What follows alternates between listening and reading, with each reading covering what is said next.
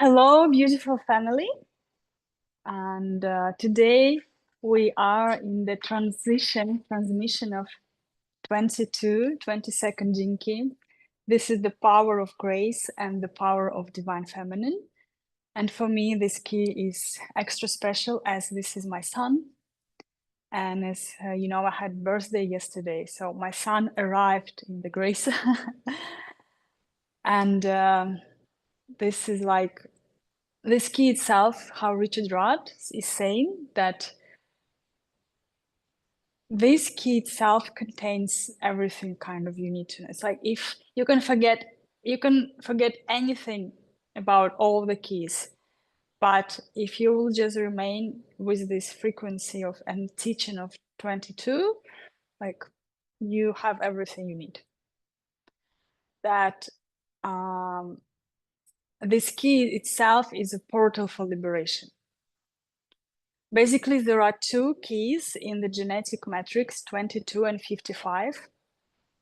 That activates the liberation process. The 55 is the one that moves us from victim to freedom, and it activates a process of involution.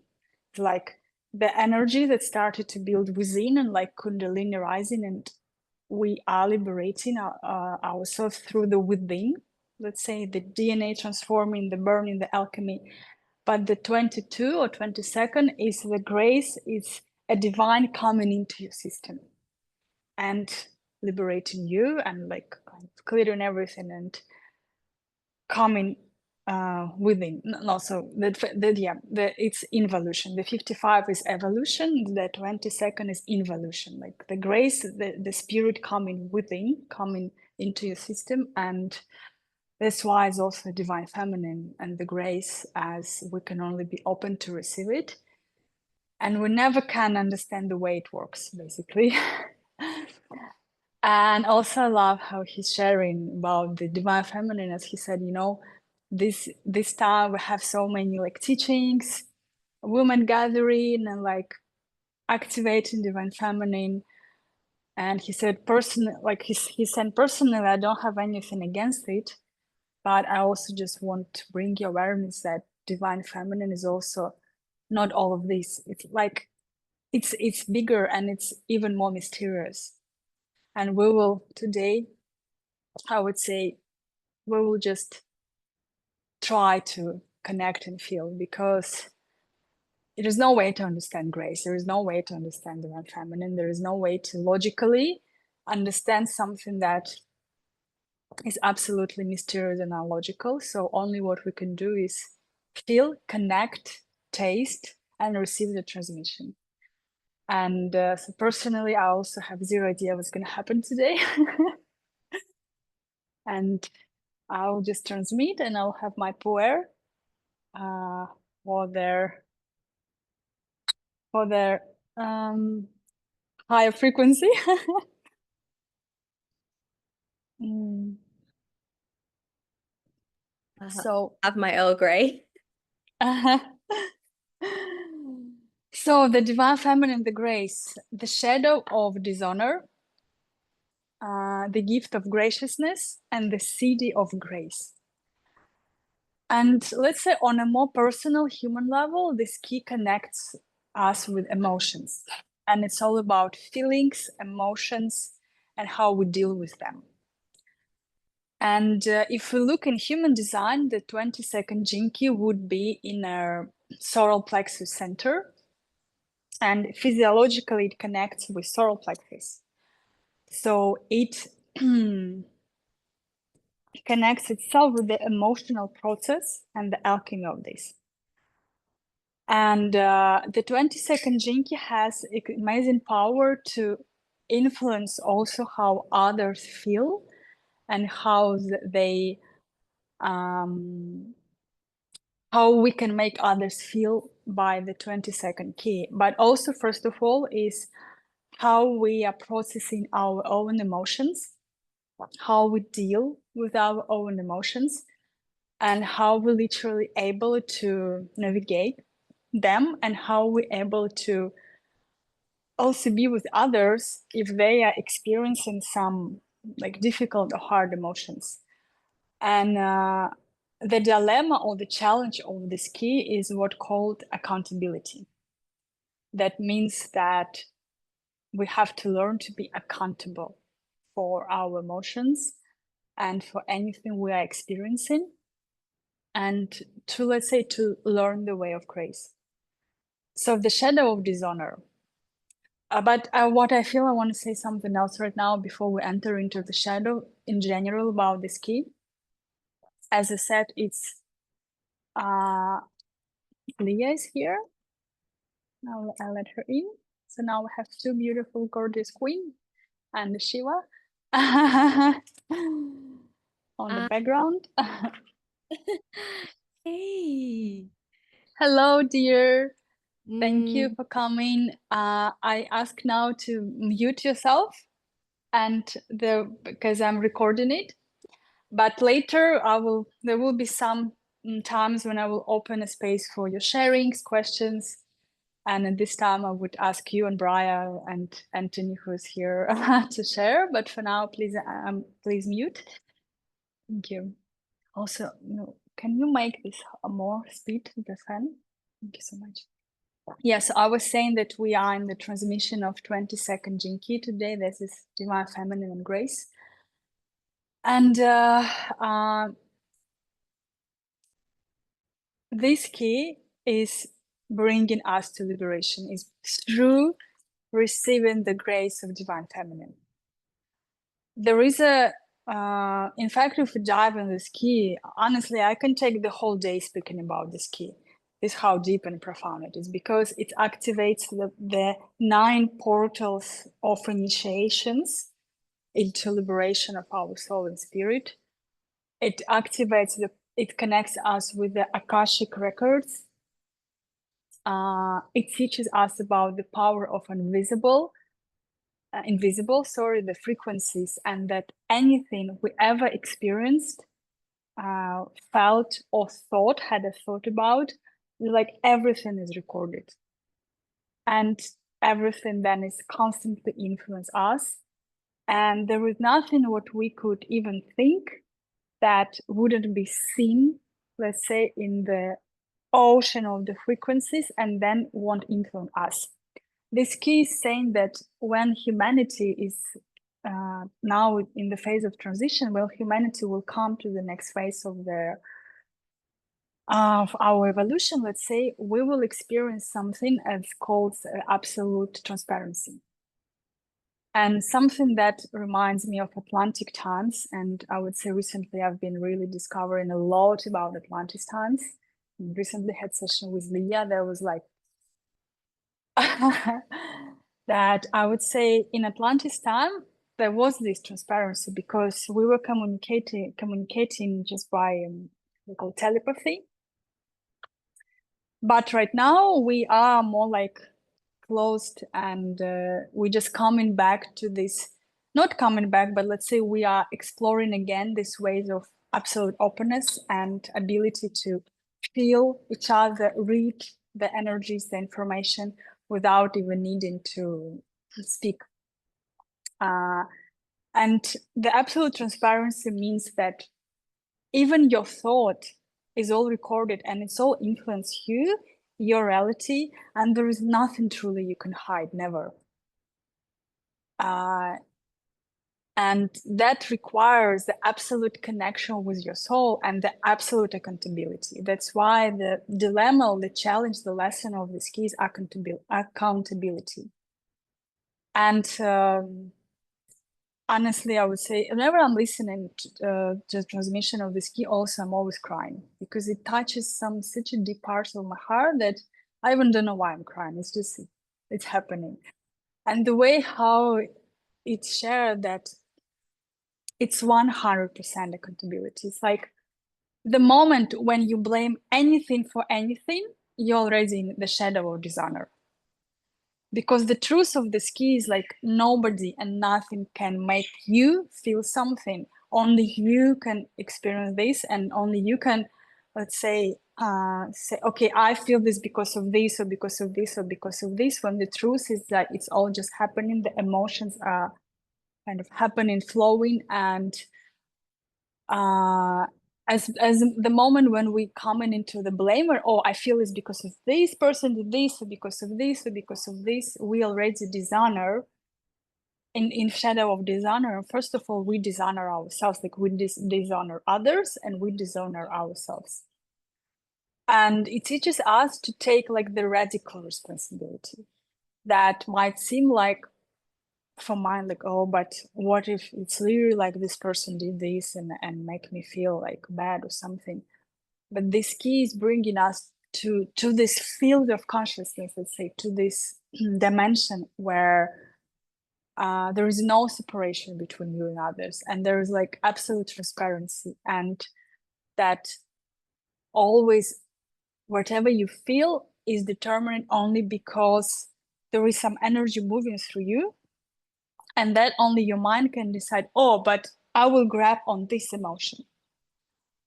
Like example, for little yesterday, my beloved arrived, and it was beautiful day and beautiful celebration.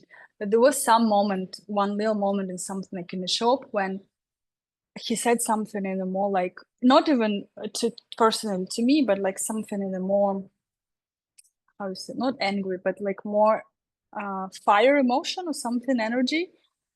And then my mind like grabbed on that and then tried to think about this, even when I knew that it was just his way of kind of protection.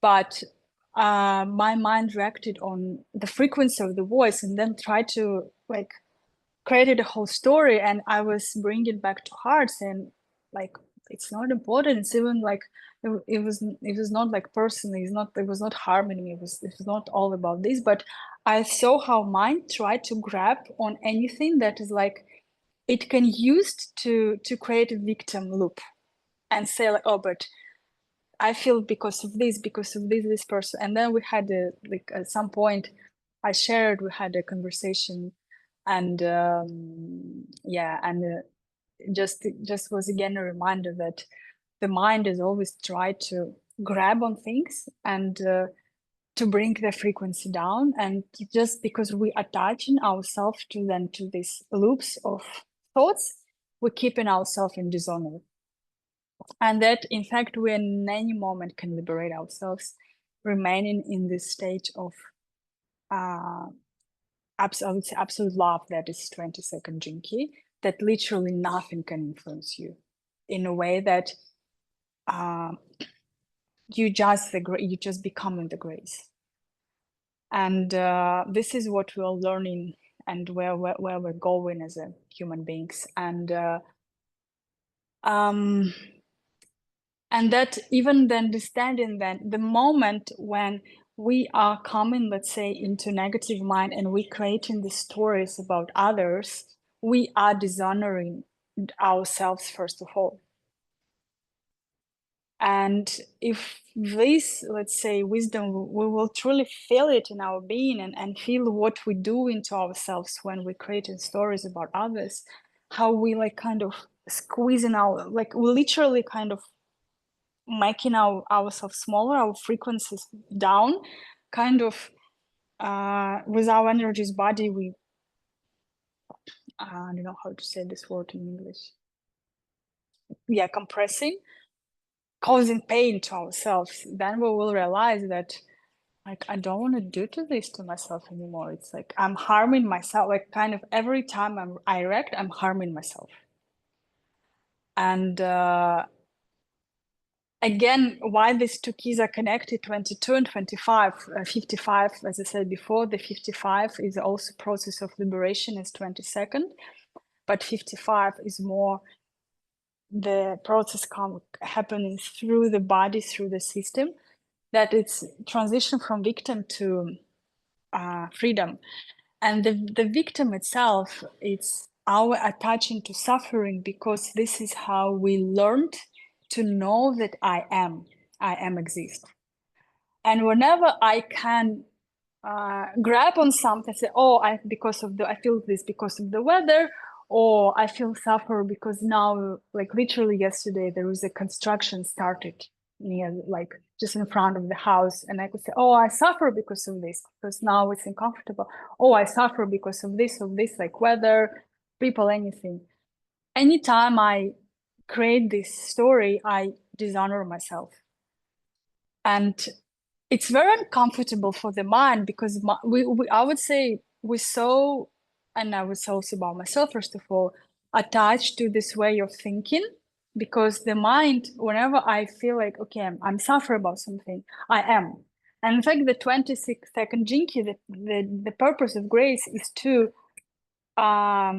liberate us from suffering, to show us that suffering is illusion we're constantly recreating for ourselves because we don't want to experience I am just without any attachment to nothing. It's just I am because I am. And there is no, like, there doesn't need any proof for this, because I am, it's already like the truth, and that I don't need suffer, I don't need to attach myself to stories of my mind to believe that I am. As moment as I fully realize it, then I don't need any more suffer to prove that I am exist. But because there were the victims that say this rated kind of illusion we did for ourselves, then we constantly recreate experiences that will prove these victims, any victim stories we have. So we could say, yeah, but because of this, I am exist. And this 22nd Jinki brings us to a state where I exist not because of anything, not because of I was born on the earth, or because I had this and this like childhood traumas, or because this and this. I am just because I am. And this is enough itself. And through the grace, let's say, of this key, it's dissolving any stories we ever could create. It dissolves any attachment. It dissolves any suffering, and it's bringing us to fully transparency with life itself. And it's the 22nd Jinki is teaching us about the law of frequency. As I said, it connects with Akasha records, where everything is recorded and where everything is influenced. And then when we realize we are naturally learning to be very careful with even what we're thinking, not because we like try to control ourselves, but because we're realizing that any my thoughts will create a vibration, then that will create certain of experience for me. And if there is a thought that I'm constantly thinking, I'm giving power to this, and then it will create a reality for me. And even if it's like, let's say, some negative thoughts, but I'm just constantly recreating this in my mind, this will what create an experience for me. So then what I will do is start to be very careful with anything that I'm emanating, let's say, I'm vibrating with, because I'm really learning, first of all, to be in a graciousness and a gift, and then to embody the grace. And as I said, also there are 9 portals of initiations. We will not go there today. It's a very big thing. And the Richard Rudd, he's personally bringing the more perspective from Christianity, just like the words and the meanings, but explaining this through liberation of spirit, and also saying about again Atlantis times and before the Lemurian times, and how we kind of now, we're not going backwards, but let's say we are in the process of evolution, but we also remembering what we already experienced as a beings. We kind of remembering, but now in a different vessel, in a different form, but remembering the same frequency, I would say, like this. And the shadow of dishonor, coming back to the shadow, is our inability to be accountable for our own emotions. Like we always try to project and put it into something or somebody. And if I would say in one sentence, the path of liberation through this key, it will start from going beyond attaching to pleasure and to pain. That it doesn't mean that it stopped happen, that any sensation will stop happen, emotions, but it just means that we're not anymore influenced by pain or by pleasure. The things are happening, but I'm remaining in the core of my being that is love, that is grace, and I'm not anymore identifying myself or my reality through pain or through pleasure. The emotions happening, but I see them, I witness how they're moving through me, and yeah, I'm just not identifying myself with this anymore. Or I'm not creating stories about my reality because of the emotions moving through me.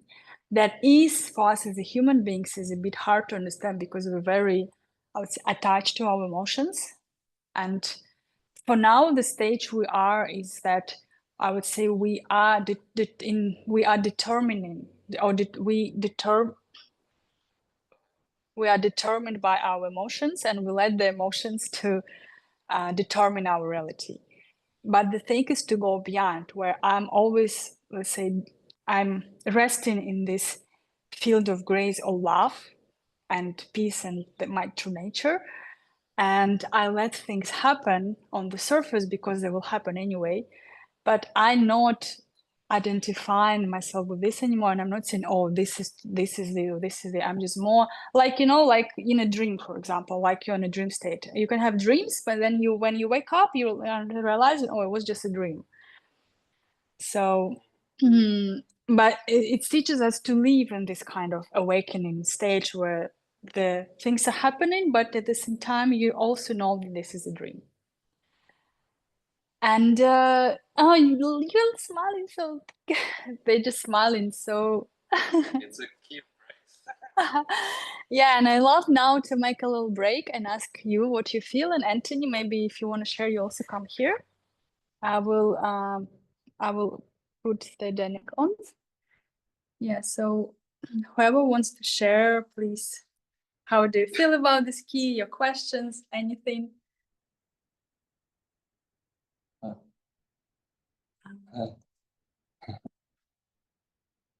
This dynamic. Yeah. Nobody wants to say. Do you hear him if he speak now? Hello. Hello. Hello. Anthony always wants to speak. Come on, Anthony. Ladies first. You want me to say something? Okay. I mean, it's interesting. This key is in my pearl, so it's the core of who I am, and so I'm just excited to know who I am, and but also on a level of it's amazing to have this transmission in Chiru, and it actually makes a lot of sense why we're here, and just feel how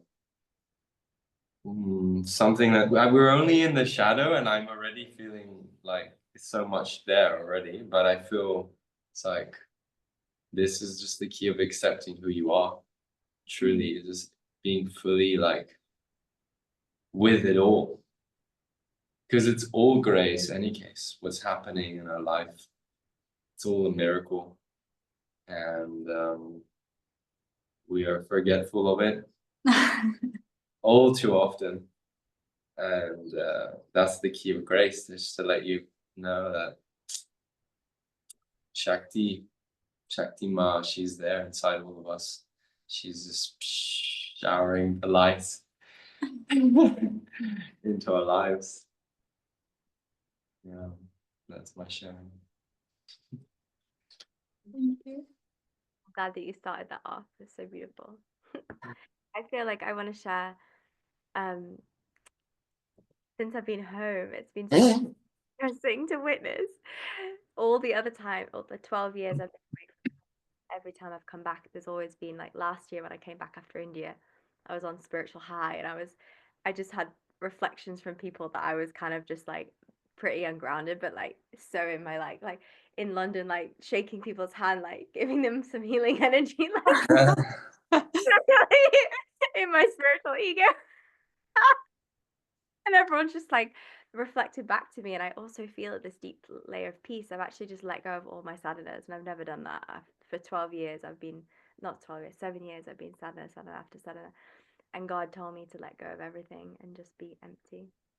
And I've been doing that, and it's been really humbling to like, who am I without Shakti? Who am I without this spiritual power that creates my own sense of separation, because I feel like I'm better than others because I do sadhana. So it's been really humbling, to be honest, to be on this journey of like, oh, I'm just like everyone else.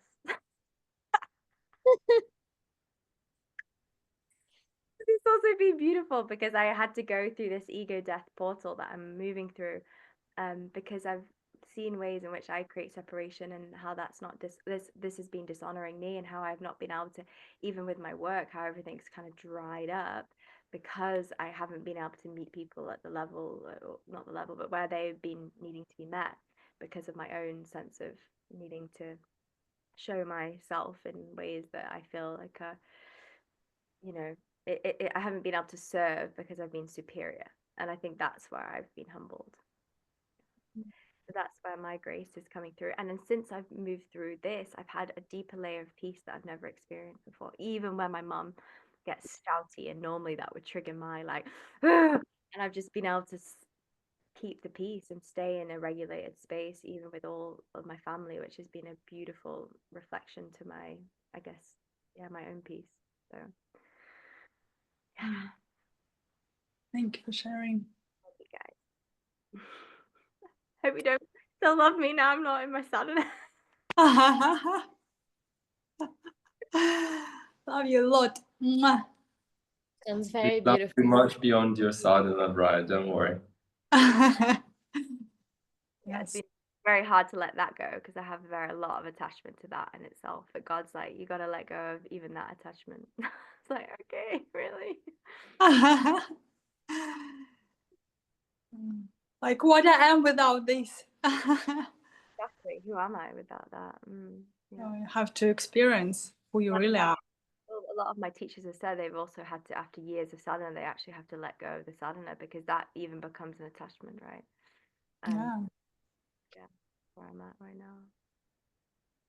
It's like, again, as Richard Rohr was saying in the just beginning of this key, is a reminding that what Buddha is saying, like my teaching is just what carries you to another riverbank or to the realization, but the teaching is not itself a destination. It's just like a boat or something you use to cross this river of like Maya, or like this all suffering and everything.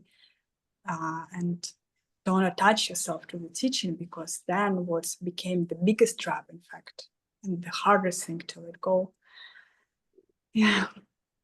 It was so interesting. It was almost like I had to I feel like my own version of it was like I was having this experience of Joel, my partner, was experiencing this conflict. It was like the conflict, the path of me that has been so addicted to sadhana, and even having teachers and giving my power away to teachers, thinking they know better than I do. And also that was part of what I had to go through to get to where I am, to then actually this man that's in front of me could feel this conflict within him, because the path of God and choosing not to see God as separate from myself anyway, but to follow this unseen force that actually the reason why we've been doing sadhana, I believe, is to bring us to this place where we can't seek anymore. But yeah, it was like this conflict he was experiencing, and then as soon as I prayed and just was like brought to my knees in like absolute fucking like just humbleness, like tears, snot, all of it, it's almost like the light love shined through, and all of the pain that was in my heart and the shame that I've experienced in my life just like had been cleared, so I can have this emptiness and start from scratch. Like, who am I from this humble place? Yes, I've got all these experiences, but who am I just in this like place of humility right now, with this openness to receive what grace has to bring forth. Thank you. Leah, what about you? Do you want to share anything? Yes. I mean, I've been asked to well, first actually I want to say, Brian, like, thank you for sharing this.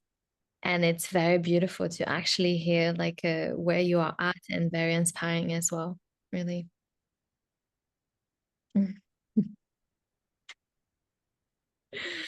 And Ima, thank you so much for the transmission. Like I would do this every day.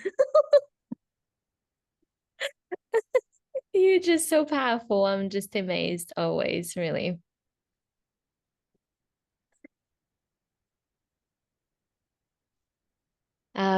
So 3 days ago, I was meeting a friend I haven't seen in 12 years.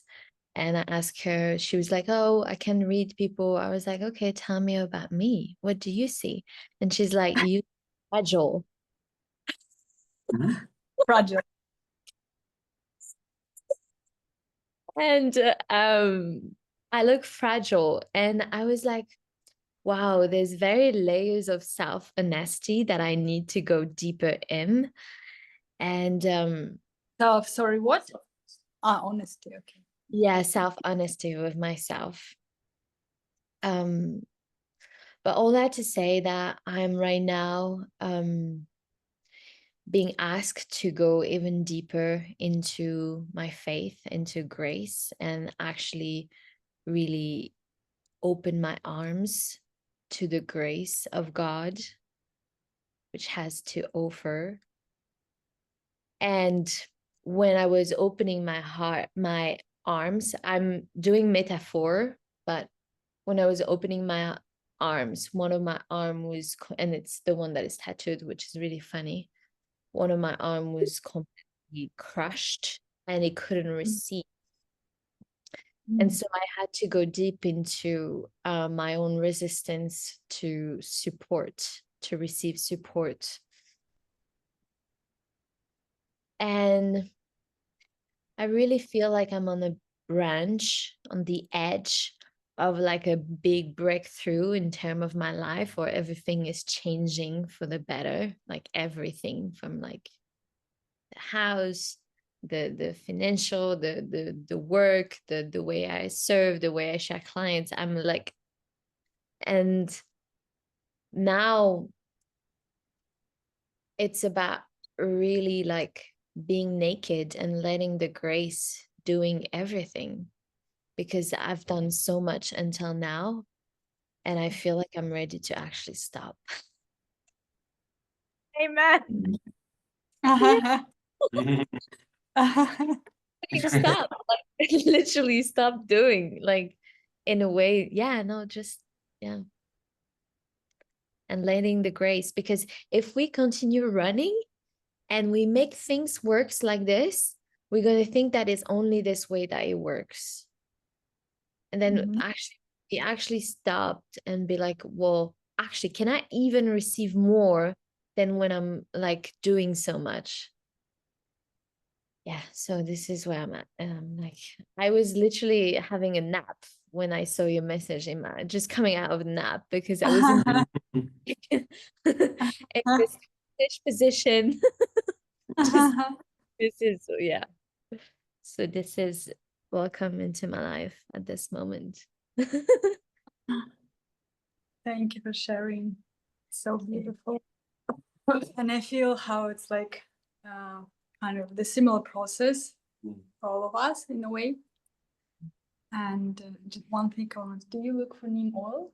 I have mine somewhere there. Neem? Yes. Can I ask you questions for having a little reflection? Teaching. Yes.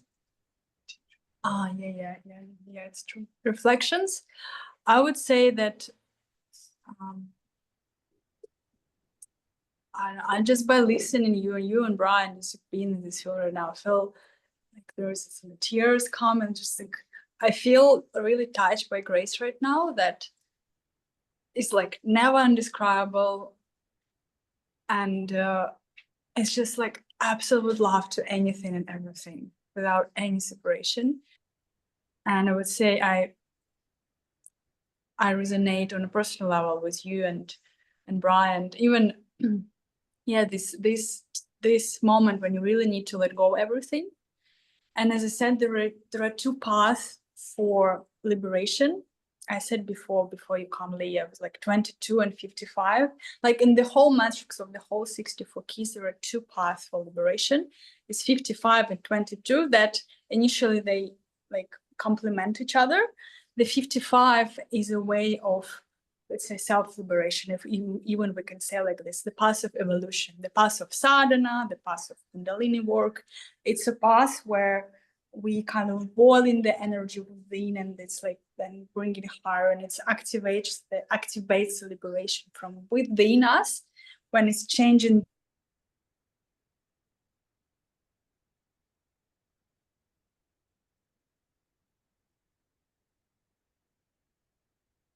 Frozen. There is a path of grace that is 22nd. This is involution. This is when you literally like, I just don't want to do anything. I'm just open to receive, because this is divine feminine, and divine feminine is just receiving. It's nothing else. It's literally, I had this one time initiation in Bali when I felt like the frequency of divine feminine was downloading, where I realized like the feminine is literally, it can't do nothing, just receiving.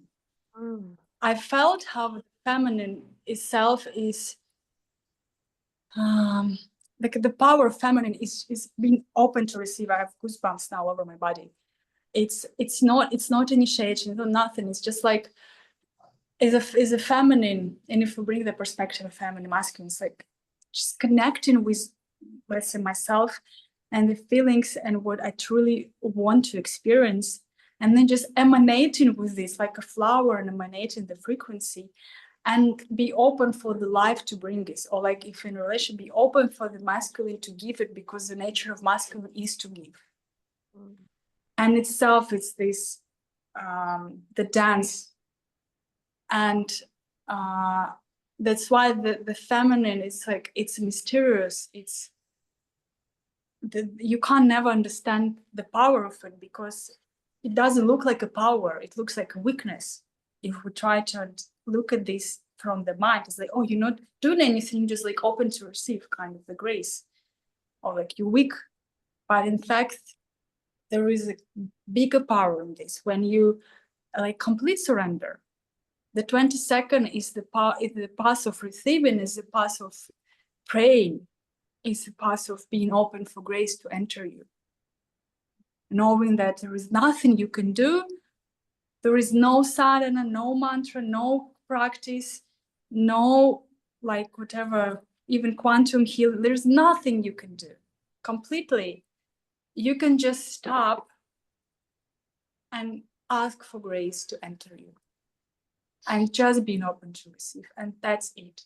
And that reminds me, in fact, of my first ayahuasca. In fact, while Brian was sharing, I felt this reminder when it was like a long time ago, when I already did a big path, and then I came to ayahuasca, or the life brought me to ayahuasca.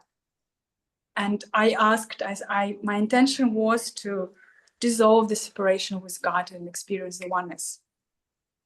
And then through that experience, like different things were happening, but there was a moment when I've shared this already before, but just share it again. There is this, like something happened where it triggered the moment for me of realization. It's like, was a second, like a glimpse of realization that all the time, everything I was doing is I was not trying to like connect with God. Even if I thought I was in a spiritual path, I was looking for the God and everything, I realized that all I was doing is just like entertaining my own mind. All this healing, all this like even past lives and everything. I was just like stuck in the like kind of bardo a little bit, like this, just entertaining myself. And in fact, even getting the more knowledge I gained, the more like spiritual background I gained, the more I was closer from God. And there was a second when it was shown to me, and the second was enough to just pray, to for the God to take everything. It's like, yeah, just like, I don't need any of this anymore. Please just take it. I just want to come to oneness. I don't need any of this. You know how they say, like, you need a second of true realization that you will, after this, you will be ready to surrender. And the moment when it's happened, I was like, yeah, just take all of this. I just realized that all I was doing is creating more and more suffering for myself. And then when the grace started to come and I started to see how much, like, how strong was ego created, like, oh, I'm this, I'm that, I'm this and this and this. And there was always dropping, like layers, layers. Then when there was like a question in me, like, but if I'm not all of these, it kind of was a realization that my whole life was a lie, like everything, not like one story or something, like everything was a lie, because I just lived in a separation. And like everything I ever experienced was a lie. And it was very uncomfortable to feel, because it was like, no, I did so many work, I invested so much in this and this, la la la. And then was shown this all a lie. I was always lying to myself, always 100% a lie. And then when I just kind of humbled to this, and it was like the question, but then who am I? And then it was like some process where I could say the experience of enlightenment happened, where I was just then just the God remain of the love, nothing else left, no Katya, Ima, anybody, no story, no identity. And just, let's say, just the grace remained. Like after everything, not I would say that I let go everything, because literally the truth is you can't let go. The letting go can just happen, because how I can let go what I am, that's I is illusion itself. I can't let go. I can just open for letting go to happen, for the grace to take it. What anything I can do is not like grab onto this. That is the hardest thing. So when the truly letting go is happening, then what remains is the truth. That's why the Ramana Maharishi, his self-inquiry practice, what he's saying, just keep asking, who am I? And let this question penetrate you so deep, and like all the layers there will come. Like I am, for example, Katya, I'm this person, I'm quantum healer, I'm divine feminine, I'm this and this, and just look in this and ask again, do you really this? And then just continue, go deeper, letting go of this until you will really see what remains. Two kingfishers together. In one ring. Then what will remain is that who you are. And then just feel, while we now in this process, I feel this frequency again of just complete emptiness, that it is, well, kind of, it is what it is, and there is no even need to describe this kind of. At this point, there is no even need to speak about anything. There is no even point of this transmission. But we will still continue. So now I would like to ask Anthony, maybe you want to share something else, because, or you, as I feel like we all in some kind of collective process. So What do I say?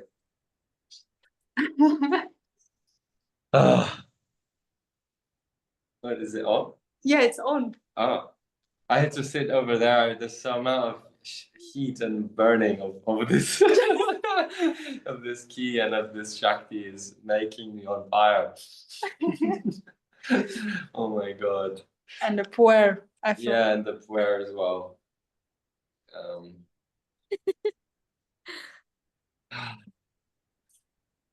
Yeah, there's I feel it's amazing. There's like kingfishers, two kingfishers just come to sit on the tree out the window. It's amazing. But yeah, I just feel like the grace is about, yeah, listening to what's in your heart and not letting go. Just keep staying grounded there, you know, like I just feel like that's like Shiva's Trishula, you know, it's in fact Shiva's Trishula is Kundalini, so it's like that the goddess or the Shakti, that is what's in fact holding the life that Shiva is together. So I just feel like it's about, yeah, trusting your heart, the infinite light that's there, and the light that you can see in others. It's a reflection of the light within. Yeah, I think that's where the accountability comes in, because it's about like not being in denial about the love that is abundant. In fact, I don't feel like it's some kind of ego trip, spiritual ego trip. I really feel like it's the process of awakening, and it's you kind of, I think a lot of us just almost afraid to admit it, you know, when there's that ultimate truth is there. It takes someone with a lot of courage to step into that space, and that's why I praise all of you Shaktis for what you are doing and what you are doing. I think interesting what you're saying about the like the path of like the masculine is, I think, because of the ego of the masculine, or how it's been, you know, over time. It's like we've had to go on these like really deep dark dives through practices, through sadhana, through guru, to break open the ego. And I think with the divine feminine, it's a different path, and I think sometimes we think that we need to be on the same path as the masculine, and this is what I'm realizing now, that it's like there can be two different ways. It doesn't have to be the same for us to. And even for the masculine, like I would say, for example, Richard Rudd itself, the creator of Gene Keys, yeah, I know, like he was he's a philosopher, in fact, and he's a poet, and he was doing a lot of inquiry and different spiritual traditions. But then there was a moment when just grace happened to him. He was sharing the experience. He just woke up in the enlightened state of being, and it lasted for 3 days and 3 nights, like in a physical reality. And he was nothing than just like a frequency field, kind of. And there was no way to describe, of course, like he's sharing for how much you can share, and your words are limited. And he was just this for like 3 days and 3 nights, and then again, and it happened like in England.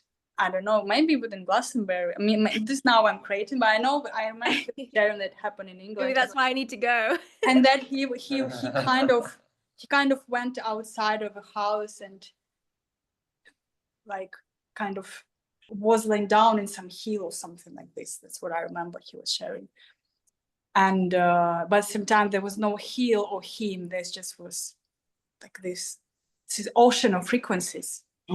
And then after that, he downloaded, like the matrix downloaded again. It's like his personality and everything, but it never was the same anymore. And after that, the Gene Keys started to come and everything after this, and there was just a grace. It's like, can you imagine you woke up and you like in the most psychedelic experience you could never, you woke up and you're just like an ocean of frequency. There's nothing else anymore. That's why I've been meditating for 7 years to find the experience. Let me know when you found it. I think that's the thing, it finds you. It finds you. It feels like that's what the teaching of grace, the moment when you just stop. Yes. Then it can enter you. But we're so busy with searching for something, then we don't create a space for the grace to arrive, because we think we know the way, try to do things and everything. That what we have to do is create space for grace to arrive, for like feminine to come. And this again remind me of teachings or sharing of Maria Magdalena and the Isis, that said like the masculine principle, the sun, is is what represent the light, and it's on the spiritual journey of trying to kind of find itself. But the only way that it can really liberate is through surrendering to the feminine, like that seems like the dark, the moon. And it seems like scary because the light think, oh, I will lose myself if I will surrender to the dark, kind of, then I would not exist anymore. But truly it's the only way for liberation. And it's kind of, you know, it's like coming back to a womb of Divine Mother. Kind of, let's say we all came through this, and we coming back where this realization of the true nature is happening. And it's scary because, and in fact, just now again, I reminded something of my experience. It's scary because, you know, when you enter this portal, you will not exist anymore. Like truly kind of nothing will remain ever. And just I also remember some experience that happened with us in Varanasi, with it. How was the temple called? Kal, yeah, like the form of Kali. Fierce form of Kali. Yeah, she's like with this eyes, with her tongue, like this. And I look at her and I feel nothing, just love. I'm like, whoa, I just felt, I was sitting like this, I don't know how much time, and I just felt the absolute love. And the black void. And you know, like that, the black void is what we eventually have to surrender ourselves to, kind of, to find ourselves back. And this is what the grace is. And we can do nothing. We can just create a space for this to come, kind of. And I would say, you know, when we are kind of running so fast to try to find who we are, and the moment where we stop and we stop running and say, oh, but in fact it's here. And then what also in the teaching of this key is that the grace is always in the present moment. We're just very busy to be anywhere else. That we can't remain in the present moment. But if we really stop in the present moment, that everything will appear. Yeah, and I feel I want to continue. Maybe you will mute yourself again, just so there is no other sounds till the next sharing point. You can sit. I'm gonna make a cup of tea, but I'll keep listening. Okay. I'll sit there actually. Okay. Why don't you put this one? Yes. And so the dishonor, just a little bit about shadow, that every time we also go into judgment, self-judgment, or judgment of others is dishonoring. And in fact, any judgment is against self-judgment. It's like that we can't stay. This one is there. They're different. We can't stay with uncomfortable emotions. We kind of, our mind is always wants to run and to change what we feel. And the point of this key is accepting anything, any emotions, any feelings, anything as a love, knowing that like what I am, the core of what I am is like the emotions can't touch it. The emotions is just like a waves that comes and go, but the depths of who I am is untouchable. And the graciousness comes where we start to treat ourselves and others with grace, with a feeling of that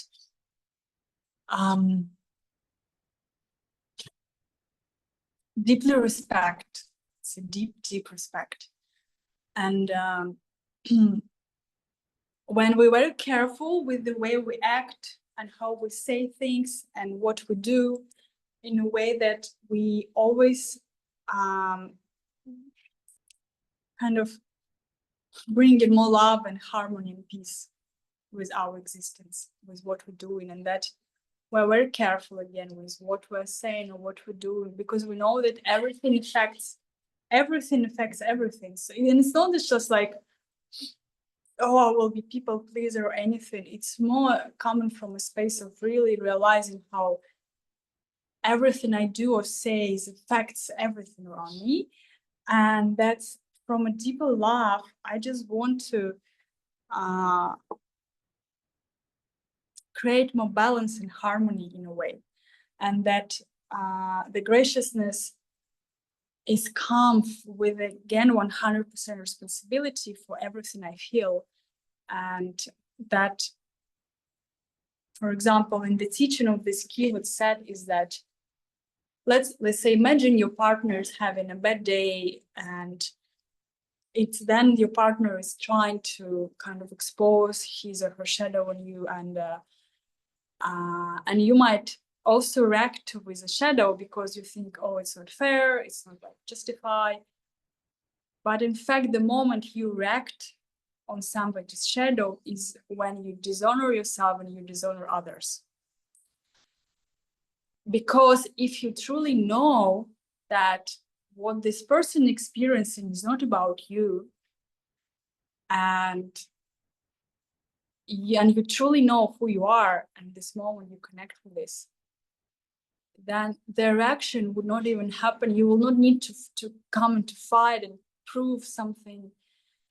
That maybe you can just feel like compassion because you feel the suffering of this being, or like this soul, this partner, but there is nothing you really like, that the reaction would not even happen into you, because you don't need anymore to prove or to fight. And I would say myself, I had the moments, I believe so, I have some experience where somehow something was happening when I was remaining in this stage of love and seeing from a space of clarity. And then even when, like, for example, my partner or my ex-partner was like in the shadows of some stories, because I was seeing that this is just an illusion, or he's or her suffering or something, the reaction would not happen. Like, truly, there was no way to make me trigger. Like, I would say there is no way to trigger you if you remain in the grace, or like in the true nature of who you are, because you truly see that anything that comes from the person, like words or actions, something that potentially can trigger you, you absolutely clearly see that the only way this person is doing this is because it's suffering now from something, and only you can feel is compassion. And you know absolutely that it's nothing about you or anything. And in fact, your frequency itself is what, and it was from my experience, is kind of then start to dissolve the shadow stories of others, because when you just stay in this peace, not because you're trying to do anything, but because you just read, then the other person is like, it's like, try this, but then his system relax, because it understands well, in fact, because on a frequency level, the person receive an unconditional love, in fact, and the feeling of like, I see you, I love you for who you are. And then the system of another person can deeply relax. And this is what the message of this key is, that we need to stop fight with our emotions and stories to try to prove something to one another, and come to our true nature, where then just really peace and compassion remains. And I see Brian message something. Let me check what you say, darling. Still working on the compassion, so true, state and peace, such power. Yeah. And because that in fact what gives freedom to you, because like when you, let's say when there is nothing that can shatter your peace or take your peace away, this is when you're free, because it's not about what they are doing, it's because where you are, and then your peace, your frequency, what will change the environment around you, not because you want to change something or you want to be a guru or somebody, just because this is where you are, this is where you remain, and that anything else by the low frequency will be affected by this, and then also come into the same stage of frequency. And the graciousness is, yes, this ability to be fully accountable for your own emotions, feeling processes, stories, and deeply respect the other, and to first of all accept yourself with everything, also without blaming.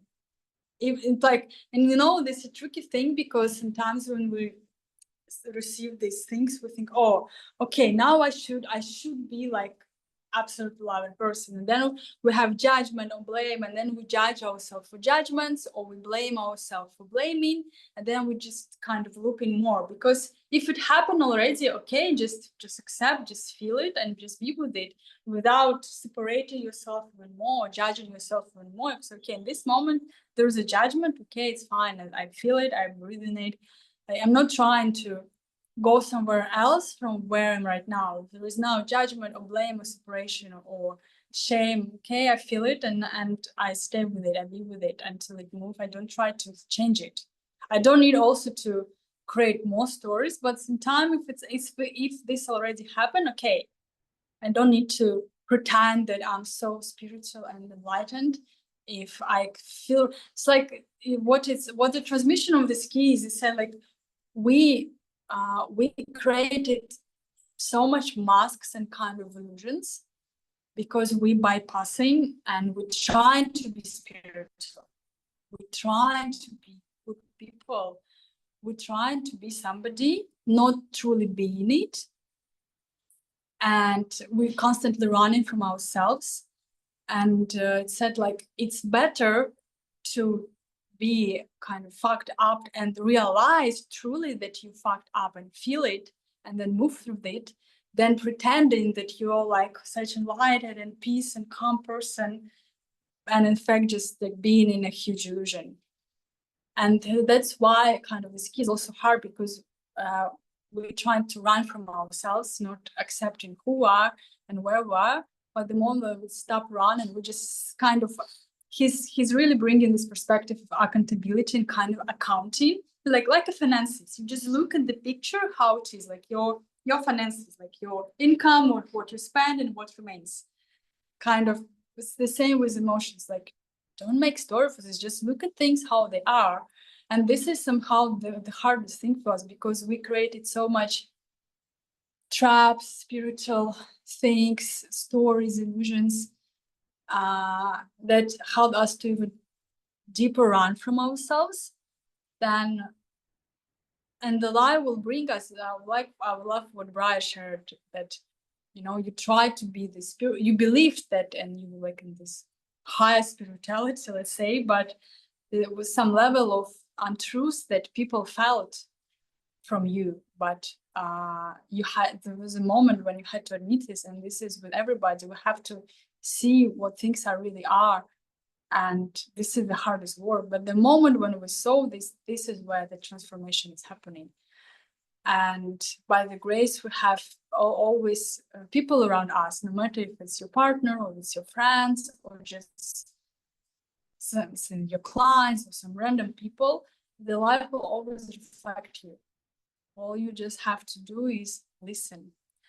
And at this moment, I just want to again open space for your questions or sharings, just for a little bit. If anybody wants to say something. Yes, I would love to. So there's two things that come through with what you shared along the way.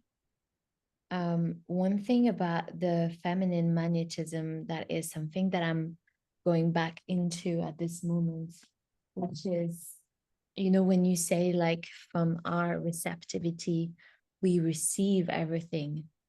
But actually what I found that I needed more accountability right now is actually going deeper into my self-care, which is as well like a very big self-nurturing part of the feminine. And so I make it my first priority. And it's about flowing between taking care of my body, my mind, everything, but just in a very, very nurturing way.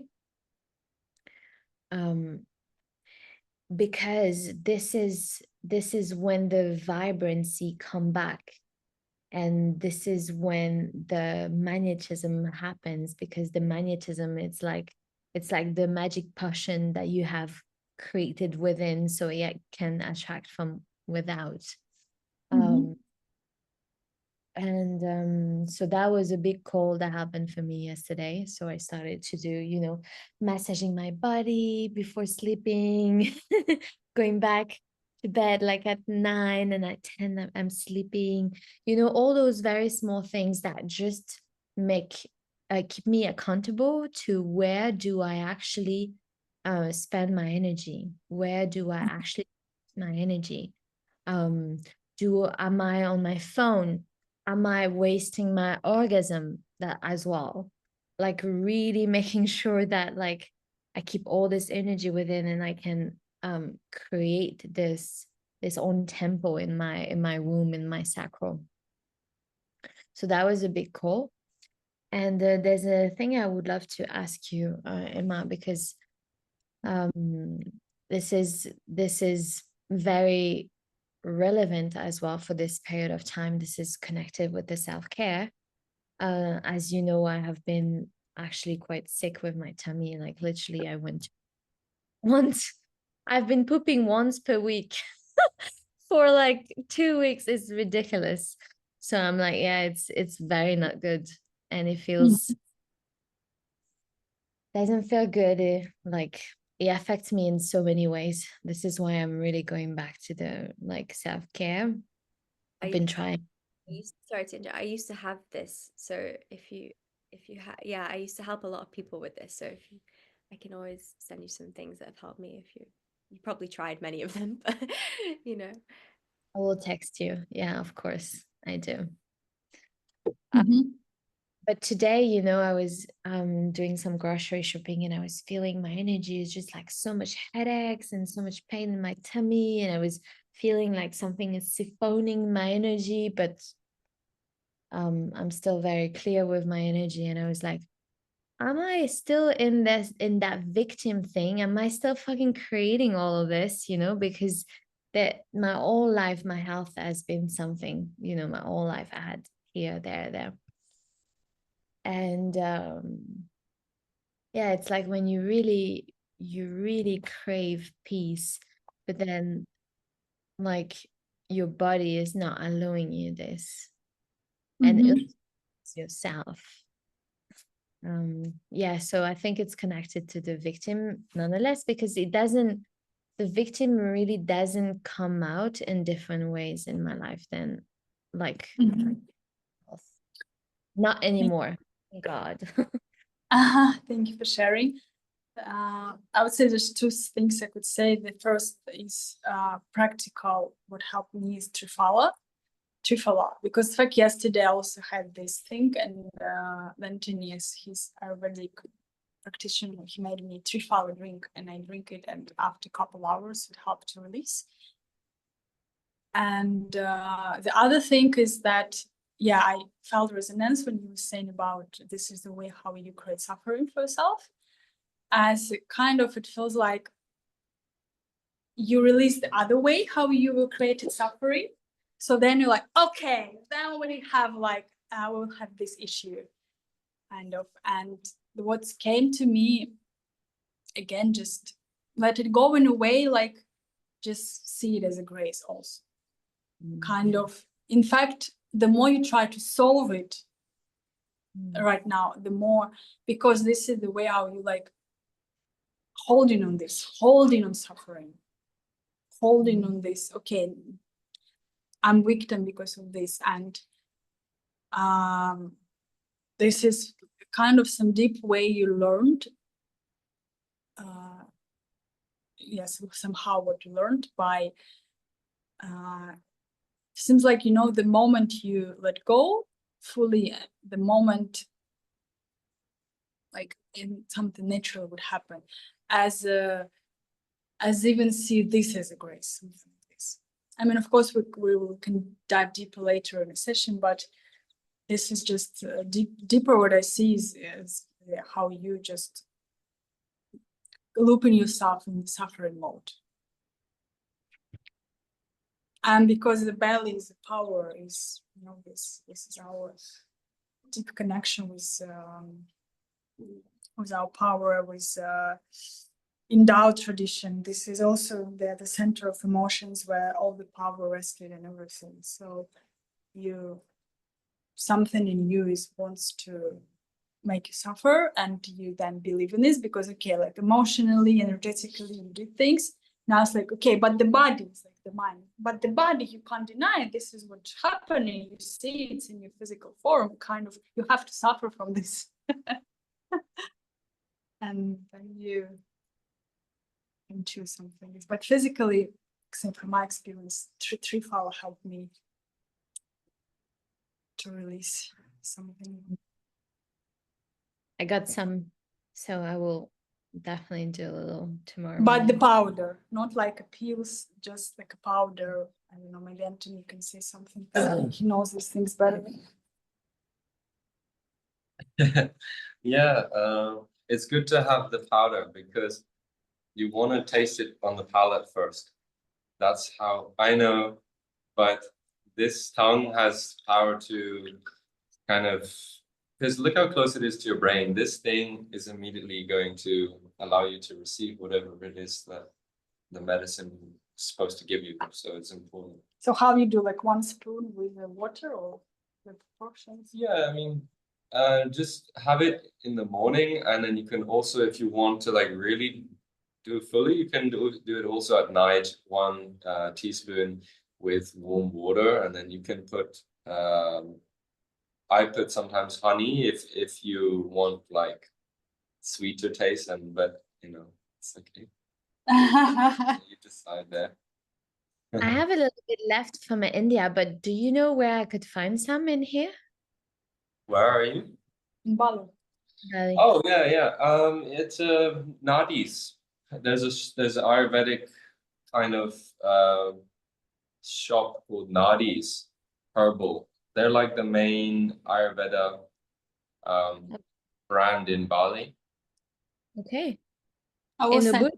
later. It's in Ubud. Yeah. It's right in the center, like just off the main road. Okay.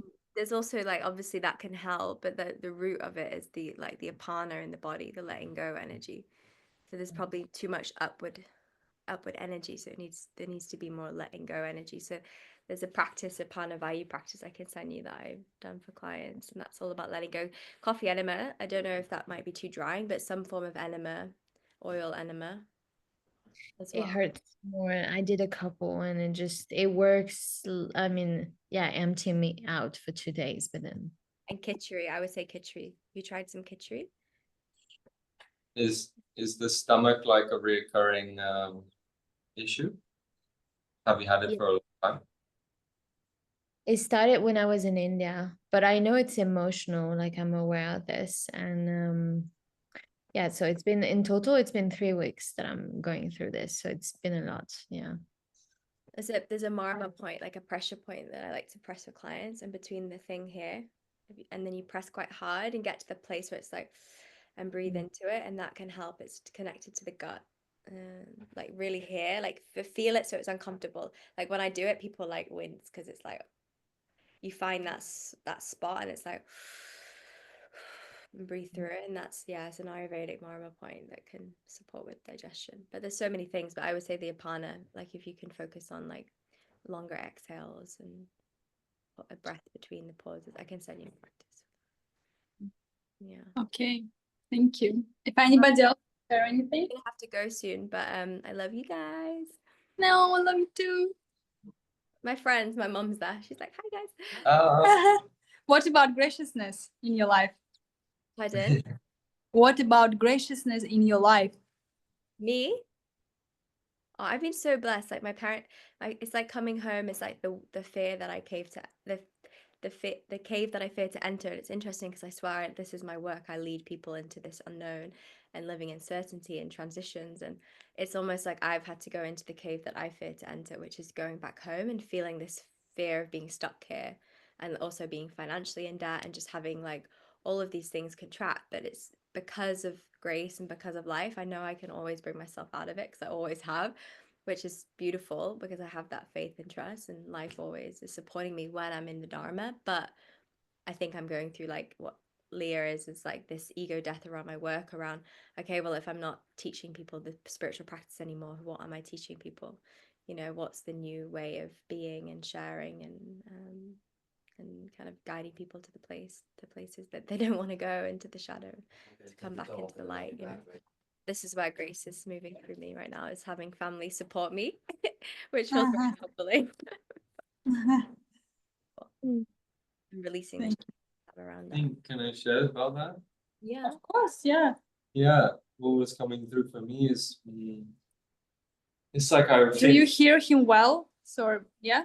I feel like there's, as I think as humanity, and in fact, isn't this on the codon ring of connected with humanity, equality, right? This is the same. Cornering of This divinity. divinity is this, humanity is one of them, and I feel it's like everyone's reaching that like boiling point and then threshold, and I think it's also canny that this year we move into the year of the snake, and I feel it's like there's no more answers outside. Forget looking out there, trying to, you know, we can only use the environment to support us, but it's, I think, just resting assured that what's coming is, it's coming, you know, just, yeah, being in Tiru has been for me such a, I guess every time you come, there's a new insight for me. This time it's been, yeah, like, wow, stop running, stop traveling there and trying to yeah, like I also share this similar, like, oh, I need to like improve my I need to like evolve and all this kind of stuff, right? This is the key of 55, and I feel it's like I've done a lot of that. I think it's time to involve and like just be the receiver now. Trying to yeah. You can't catch up. My mum gave me a tarot card reading yesterday. She said you've been seeking far and wide for all of these spiritual kind of experiences and gaining knowledge and insights. Like now it's bringing it into the body, like grounding into the body. Because when I've been up here, I can't relate to people that are in the mundane. It's like, how do we bring the mystical to the mundane, right? And I think that's what we're here to do. So the people that are in the matrix mundane can realize there is another world. It's like, how can we bridge this gap? Because we're so far removed, we're missing each other, right? And that's where I've been missing the people, and like coming to New Zealand and being in my body and being grounded, but bringing the light of my soul and my heart. This is where I can meet people with this compassion and love, but when they feel me, you know, and not when they, like, when I'm trying to be like, you know, like not in that compassionate lens, like, oh, you're suffering, like, you know, kind of thing, like I can help you, but it's like they're not feeling like, do you get me, right? You know, do you feel me? So, and the fear vibration's real here. It's a big vibrational energy field, fear. So Thank you. I would also want to share that something that I felt, and especially entering the 33 portal, year portal, what I've been, especially what I've been feeling into 2 weeks before, because as I was staying alone, Anthony was in the ashram, and I had really like contemplative time. And what I felt is that I came to a point where in deeper levels, like I'm not even interested in spiritual work anymore. It's like there is a feeling that there is nothing I need to achieve, and there's nowhere I need to go outside of myself. It's like, and I was a person who was so like enlightened, like fucking leave this planet. I want to transform my body into the light body. I want to this. Like, fuck this incarnation is bullshit. And he's so funny. Yeah. I was so, and it's also when I was a lot kind of with my Buddhistic incarnation, I was so like on fire. It's like, yeah, just dissolve all this. It's all bullshit. And now I'm in a point who's like, in fact, it's just so beautiful. And there's truly like, there's nowhere to go. Like, there is nowhere I need to go except of now. And even like this funny how life reflected. We yesterday with Anthony, so we came to a cave, the Virupaksha cave, and there were some people meditating, and there was one woman, and I could feel like she probably has some Buddhistic things. And in fact, we met this woman last year with Anthony. I don't know if you remembered her. The bold one? Yes, because last year, again, when we just met with him, we were in the cave, and after cave, we went a bit like up, and then we just rested in one of the rocks with him, and we just met, like, no, we just met, but we were just resting, and he was like kind of cuddling me and sometimes kissing on my cheek, just like gentle, but still like love and energy. And we were just resting, laying down on the rock, and there was this woman, she was sitting a bit higher, and she was looking at us like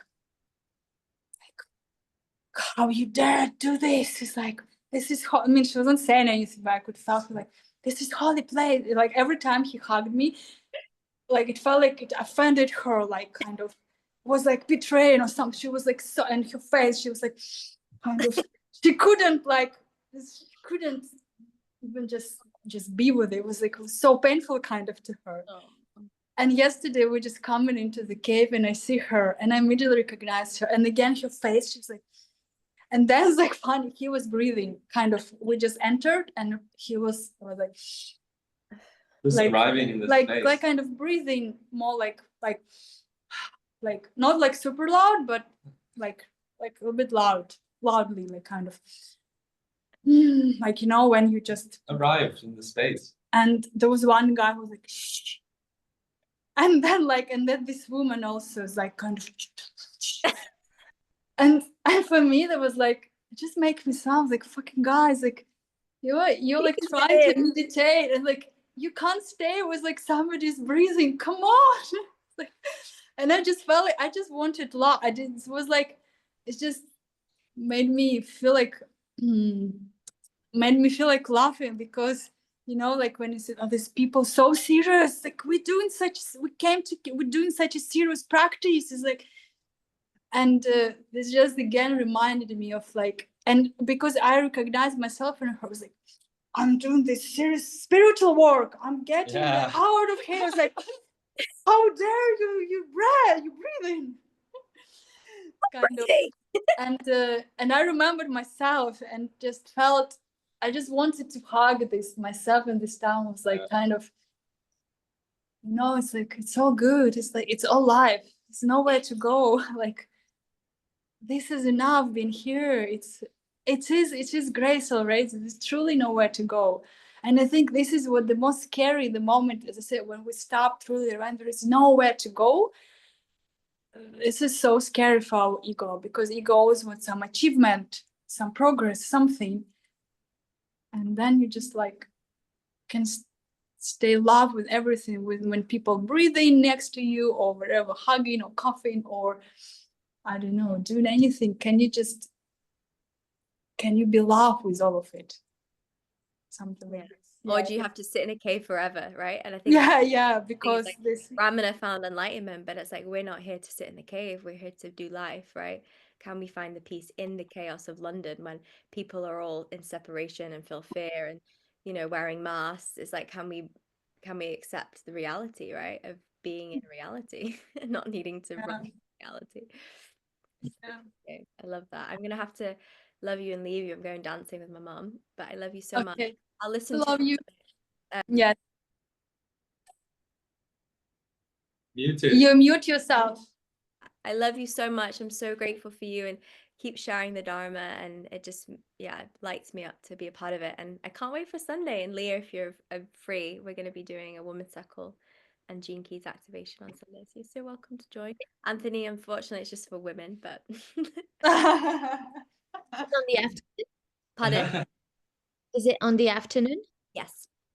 Yes. Yeah, I will come. All That will right, be I'll nice. send you the link. Love you, darling. And you, I see your humbleness and your light, and it's so beautiful. And I hope that you, your poo poo, you know, comes quick. I've been on the toilet giving birth sometimes. It's so painful, so I get it. I really Yeah. it's like so intense. I went through like so many years of this. So if I have any resources, I'll send you a voice note. All right. Love you. Love you. Thank you for coming. Yeah. Did you want to say something? No? Okay. So should we continue with the grace? Or anything you want to share? I'm just about what Brian was saying. Like, the lady, she had like shaven her head. She looked like a Isha, Isha yoga, like meditators, the ones who chill at Sadhguru's ashram. And I think it's like what you were saying. People like think spirituality looks a certain kind of way, and that's like couldn't be further from the truth. And I like have coming back to Arunachala, and like, of course you respect the tradition and everything, like the temples and how the sadhana is performed, but like don't forget like why we're here in the first place. We're not here to be robots. Like Ramana, wore a lungi, a cloth, and had a walking stick and looked like an Indian saint. But that, like there's, somebody inside underneath that skin that just like us, just light and just connected with that light that he is and that we are. That's it. The thing is like, as we all have unique way to, let's say, awaken and enlighten, and it never can be repeated. It's never can be, we can receive some inspiration or initiations, but and this is in fact the truth also of this, the 55 Jinki 25, 22 stories. Like the last thing and the hardest is let go of search. And you need to have this desire for search to start a path, but and I could say myself, it's like because I was again so on this like, just fucking dissolve all this. Is like this all human experience is bullshit. Like I wanted to make the rainbow body, and now I even can't believe how this all happened. But I feel now such a just love of being here, and this feels like the most like deep and spiritual, and there is truly nowhere to go. And the thing is that when you fully surrender, then when everything's happened, because you don't need anything to happen anymore. It's like you find an absolute peace with present moment and what is here and now. And this is the moment I feel like when everything comes together, when you just you just got it, and even to have this desire to search and to dissolve is also part of it. It's like I would say whenever something is serving us, we have to go until it will naturally dissolve, or we will feel some provocation or initiation from life to let go something.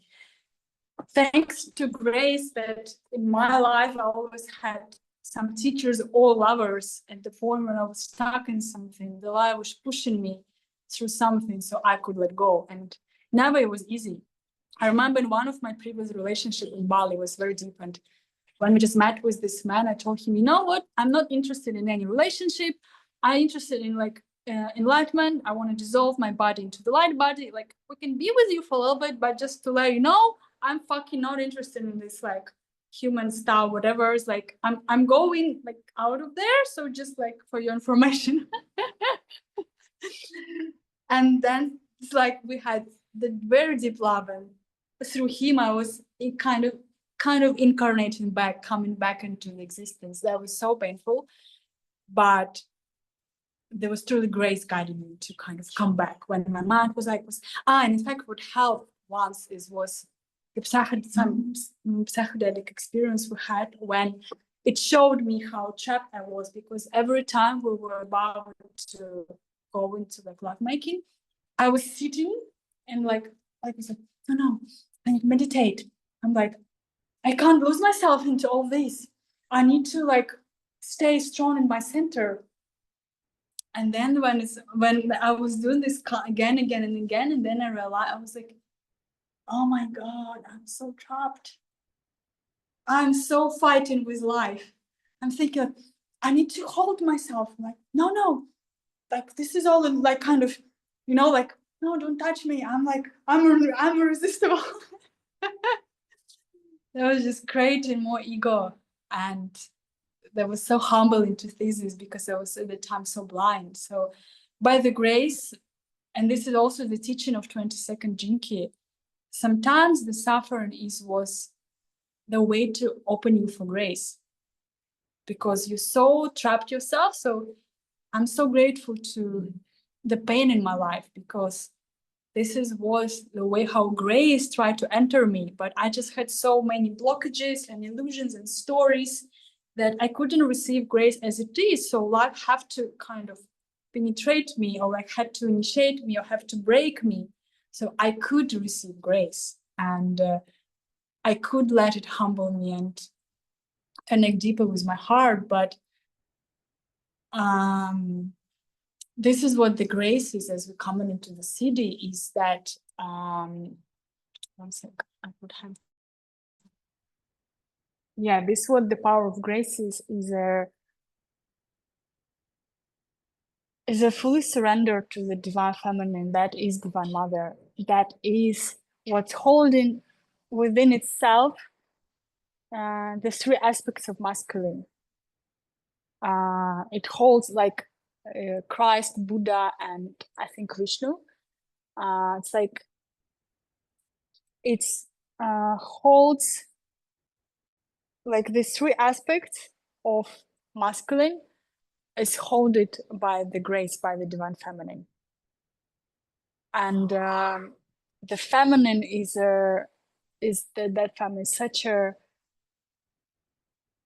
I would say it's like a tender touch of the wind that can just go into your being and opening something new and activating that you can't like plan this. You can't even prepare yourself. The basic, it just happens.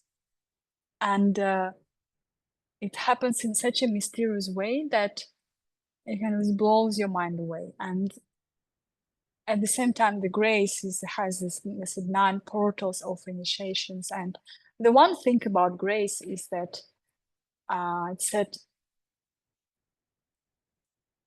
when you're in the frequency of grace, you treat others with dignity, no matter what they do. It's like you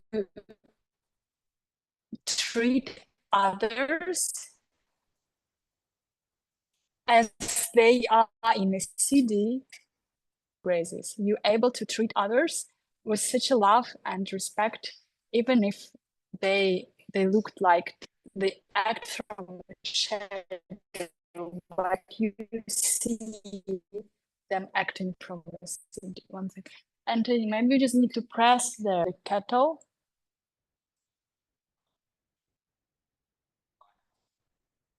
Okay. It's like, yeah, just being able to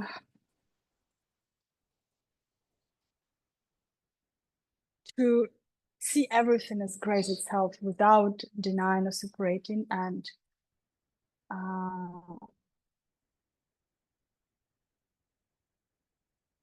that just the words are disappearing at this point, because there's truly nothing can say about the grace, but this is the power that heals all core wounds. So there are 6 core wounds of humanity: repression,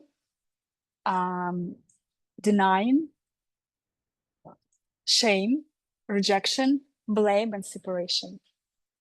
So first we repress our feelings and repress our true nature. Then we deny it. Then we feel shame about it. Then we reject. Then we blame and separate. And the grace is the power that healing all the core wounds. It's like like, let's say that for every core wound, there is a CD that heals it. But the grace, the one that is able to kind of heal or dissolve all of them. This is how kind of great it is. And at the same time, the most simple. And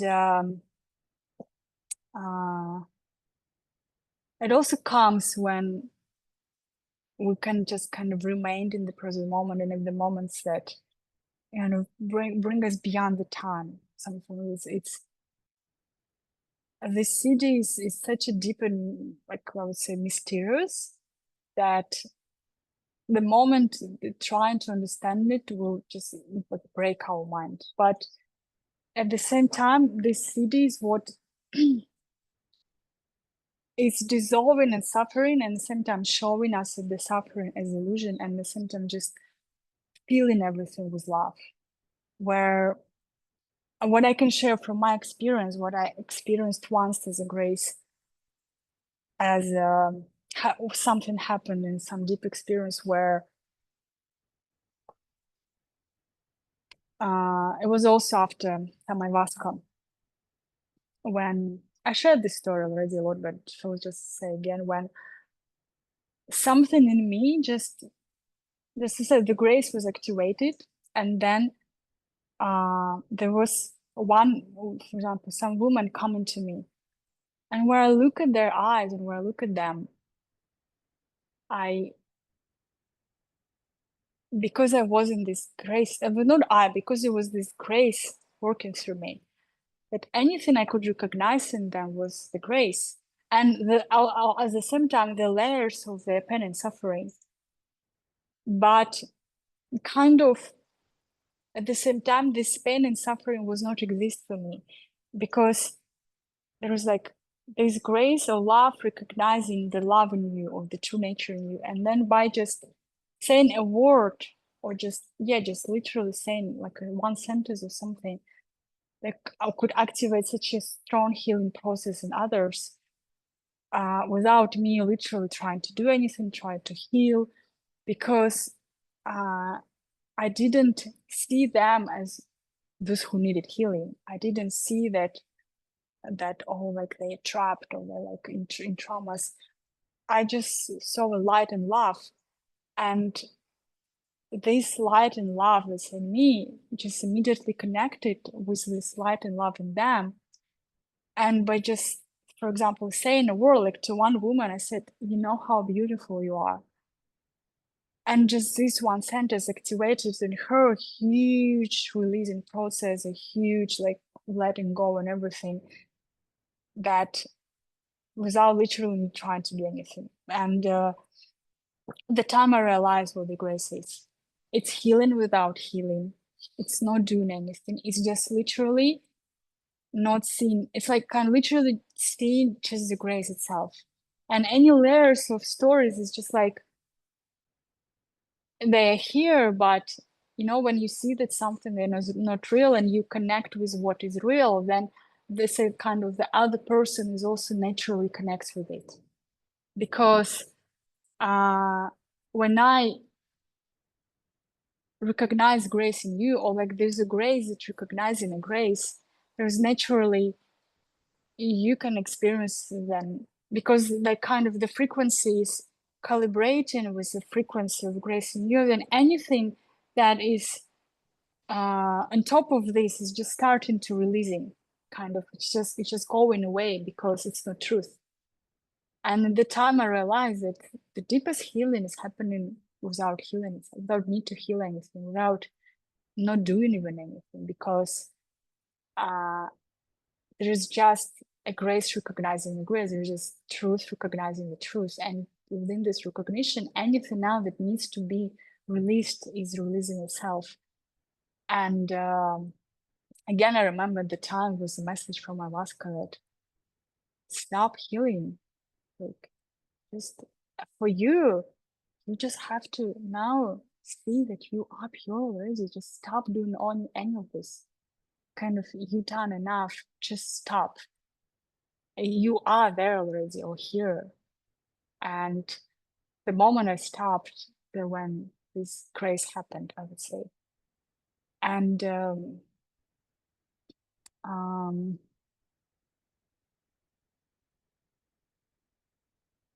we can also, all we can do is invite grace into our life, and then being open the way how it will unfold, knowing that it's all divine, and that it might be sometimes uncomfortable for our personality just because we created so many ideas and stories that, you know, like the moment we try to fit reality in what we think we are is then it's what creating suffering. But the grace is giving us ability to recognize the truth that it is, and that I would say who we are without any labels, yeah, without any stories, without any conditioning, and this simple truth that is always here, always present, and nothing can take it away. And then from this point, then it's like I can really see anything as a love. And then, like, even if somebody's in a shadow,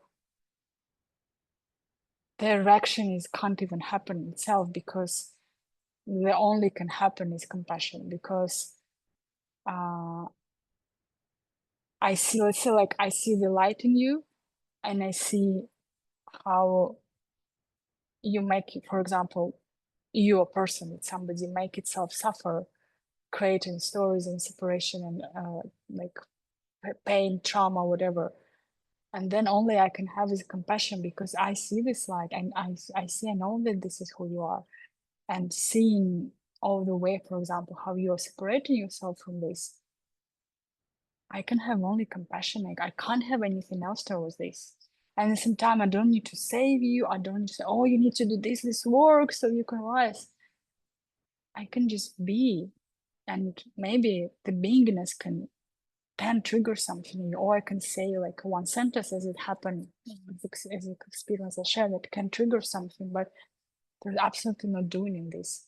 Because at the same time, there is seen that there is nothing wrong in you suffering, or in you creating these dramas for you, or in you like creating all the stories.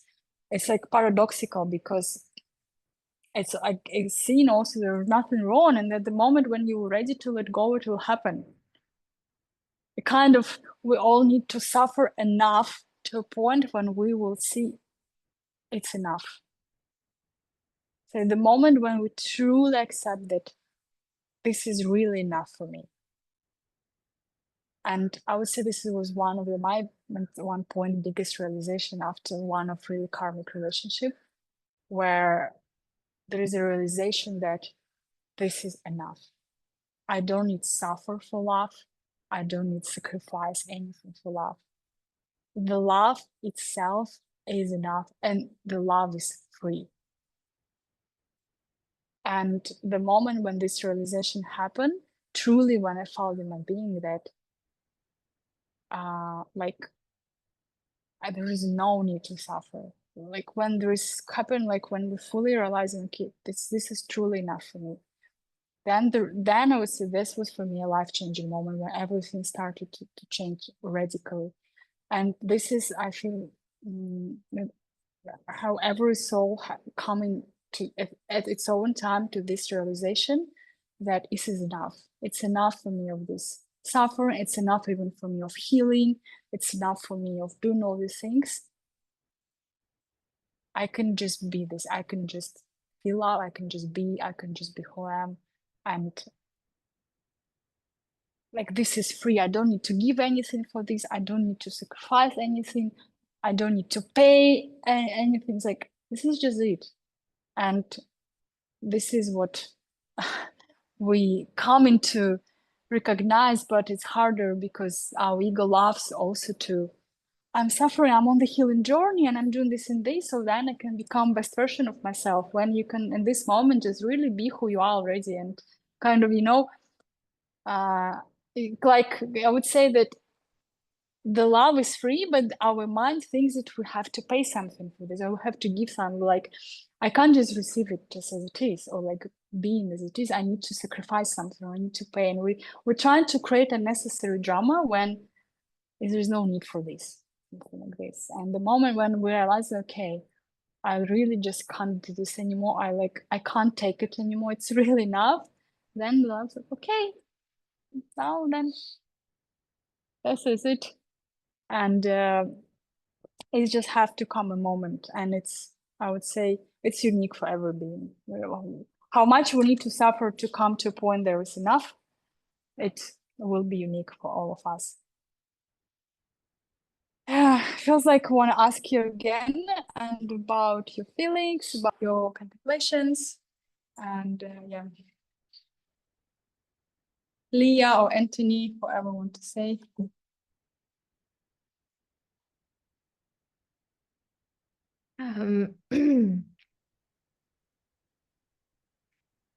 I definitely came to this, like, I have enough. Like, I have enough to create this. I have enough to trying. I haven't done enough. I've gone through that, like, fuck this a few times. And yeah, I'm very tired. I'm tired all day lately, but yeah, I can relate to all of this. Yeah, Anthony, can you share something? Maybe something else will come up. Yeah. Well, the grace, I think it is quite a step above what, like, going from the gift to the city. I feel it's like, wow, this grace is like, there, all the cities are like, you can't obtain, right? It's not something you obtain, something that I have. It's something that just is. But with the grace, I really feel it's like the full, like, picture of what is, like, to let go of everything and to fully just be totally here and now. Just totally here and now. I feel there's like this, it's asking us, like, completely stop running. Yeah, like what both of you and everyone has been sharing today, encapsulating it in just different words, different experiences, but ultimately the same message, that we have it, and stop trying to deny yourself of it. Yeah, that also means as well a level of, like, accountability for your emotions, your reactions. So there's a level of, like, also being with what you're feeling, not running from what you're feeling, but also not trying to feel something like, oh, I need to feel someone else's pain. I need to go and do something. But at the same time, like, just recognize it's coming from yourself and your own, where you are in life in this moment in time. And there's also, like, I feel I think the thing about grace is it's like something that happens. And so that means, like, you have to do whatever it is in the moment that life's asking of you most. And that can mean, for example, yeah, like taking the tree fala, right? Like, oh, but for the grace to come, I must stop even trying to, like, go toilet if I don't feel like like, there's a degree of, like, okay, like, I'm like, this is also Shakti, right? This is also grace. It's the physical vessel and the house you're living in, the food you're eating. Like, you're also transacting with the world around you, and that's determining also your relationship to life and to being available to the grace as well.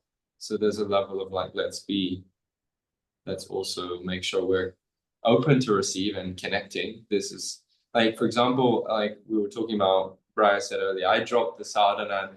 Yeah, you can drop the sadhana, but once you've, like, had enough of the sadhana, right?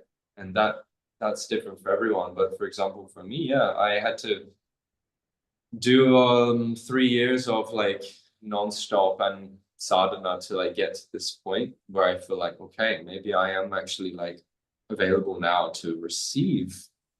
I still had to burn a lot and kind of, like, take my trishula and kind of like charge, like, so that might have to happen, and I think it's very personal. And that's the thing, you must like find it yourself, like in what direction you feel called to. But yeah, I there's a sense of collective as well. I think there's quite a few people, there's like a group of people who are like, we're like next wave of awakening. I feel there's a few people who are like on the same page about things. And I feel that those people really have, yeah, like start to build, kind of like build a house around the seed. You have the seeds now, it's like allow it to grow. Let the grace, like let these things flower. So I think, yeah, this right now feels like time to flower a bit. You know what I felt while you were sharing is that feeling of, yeah, grace is just like, it's absolute acceptance of everything. It's like, because first I had this acceptance towards myself, and like to all the past, to all my like struggles, to the times where I wanted kind of to dissolve myself, and the times when I just do everything. And when this deep love happened in first to ourselves, and the deep compassion, then it can happen to others. Well, then there is a feeling that like, wherever is fine. It's like, if you need to suffer, it's fine. If you need to go through years of sadhana, it's fine. If you need to drop it, it's fine. It's like, who am I to say anything about your path is right or wrong, everything? It's like, because ultimately I can't know how grace wants to extra life. It's like, I can feel your soul, I can connect and everything. I can never know how grace will appear in your life. Because if I think I know, then I'm just creating some big illusion for myself. It's like, I can, even like somebody who works with people, I can feel something, I can have a clairvoyance and everything, but sometimes I can never know how grace will appear in somebody's life, because it's always mysterious. And the same as when grace was appearing in my life, and appearing is always out of nowhere. And it's like funny that yesterday we had this when we were going the Virupaksha cave.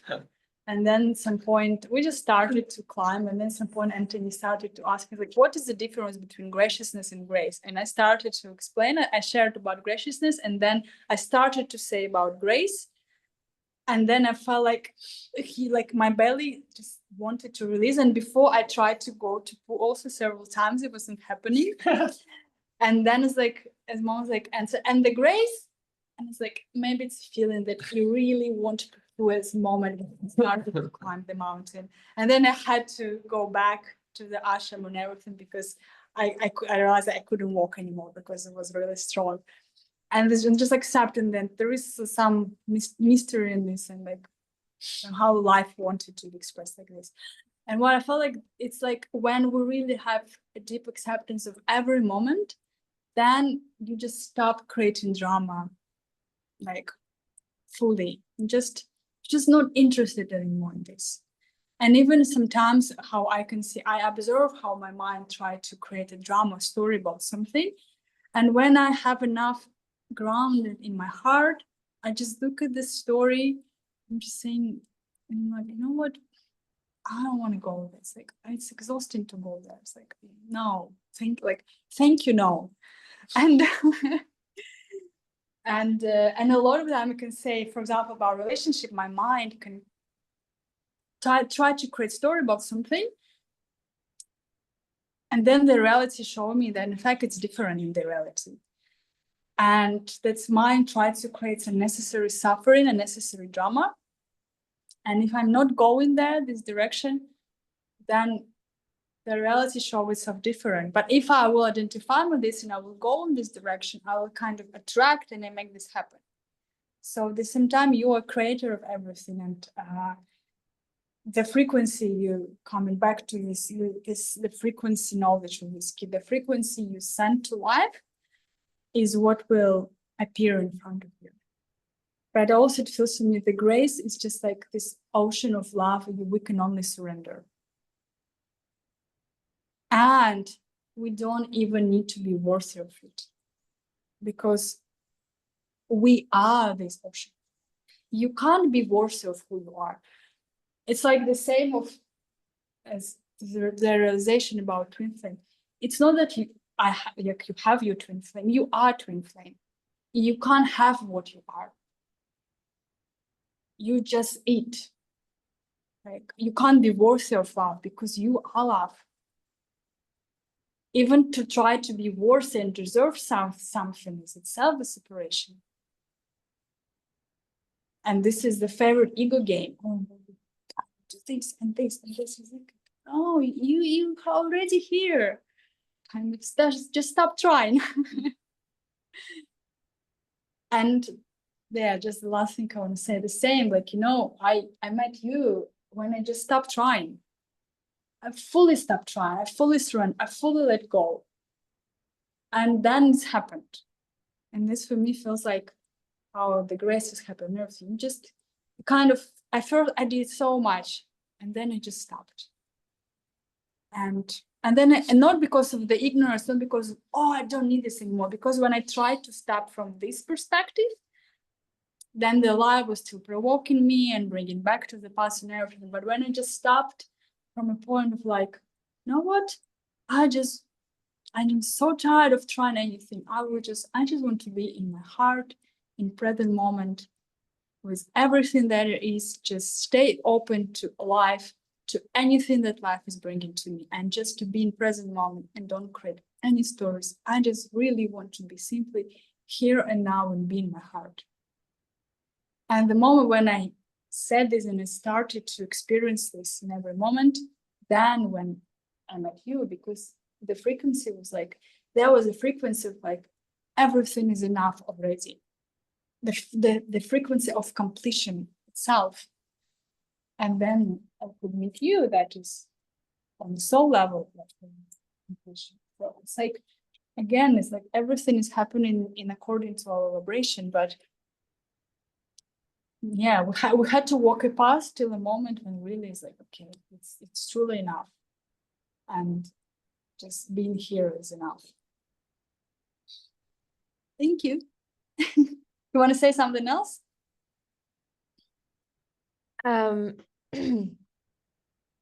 What was I like? What I related, and I definitely want to be a little bit more intentional, is really seeing the grace, being in the grace, and seeing in the grace of others. And this is what you said, which resonates a lot. It's just like there's no judgments, there's just like full acceptance and presence. And you look at the eyes of somebody, and that's all. That's grace. There is just presence, loving presence. And it's beautiful when you can actually like experience this with everybody. And I just there's a lot of very beautiful people in Bali. There's a lot of very smiley locals. And yeah, there's some days I've been back and forth where I am in that grace and I have such an open-hearted day, and from beginning to the end, like my heart is just beaming in all the ways, and I see that and I feel that with each beings that I cross path. And there's some days where there is something in my field, and then I let it affect then the way I see the world, or the way I'm closing kind of my field, and I can see like I respond differently to the world. Yeah, but it's a good inspiration for me to actually be more intentional too. And it's not like, oh, I'm gonna be, I mean, you can call in more grace, but really it's presence. It's like pure presence. Yeah. Thank you. Do you want to share something else? Okay. Yeah. Just last. Yeah. almost what I felt there was, because I feel this as well, there's moments where I'm really open, and then sometimes when I'm like, I feel like protective, and then also like, yeah, cagey, you know, like where you don't know if you want to open or not. And I think it's in those moments, staying in your heart, just resting in the heart, see what happens. You know, if I just stay there, even with all the emotion or something that's coming up, and you're feeling triggered about something. One teacher always says, like the Tonglen practice, offering it into your heart, like there's a fire that's burning inside your heart, and just offering whatever that is into the fire and allowing it to transform to light. It will. That's what, in fact, alchemy is. It's taking those dense feelings and then, yeah, heating it up, being with it, right? Because then that's energizing it, magnetizing, and then it starts to transform. And then, yeah, through after that moment of that process, then you're back where into this feeling of, oh, I've cleared. I'm clear. You know, it's like after sadhana, you're like, for an hour and a half, you're like, and then you get through and you're like, oh God, that's it. You know, I would say, like, just glass close. I just spent the last 2 weeks in Guruji's ashram, like Guru's ashram, and it was one of the hardest 2 weeks I've had there. I was sick for 4 days with fever, and also the sadhana was pressing all my buttons, like my hips, my knees. The people were making jokes on me, like all my little wounds were coming out. And but here I am, like, I didn't know this. yeah, because it's in this ashram, the energy was it was testing me, and was like, yeah, like, to be with it, right? And the thing was I not with it? I was there, so that means I was with it, right? Like me just being there, even if I was like some moments like doing sadhana with my head down because I'm so tired and weak and all this kind of things. But you know, that I was still there, and I still gave my 100%, as much as whatever is the 100% I could give. And I feel it's like the grace comes after those moments, where the grace is there to show you, like, yeah, you've triumphed, like you've shown that it's possible in those moments that no one thought you could. And being there, being in the rajas, in the fire of life, that's already grace, to be walking in the fire of life, and burn brighter than life, even than the heat of the sun, because that's what we say, that the sun is just a reflection of the spiritual sun, the spiritual light that's holding all the light in the world and creation. So that's our soul. We are a piece of that light. So it's just recognizing I am that. That's why you came back almost enlightened.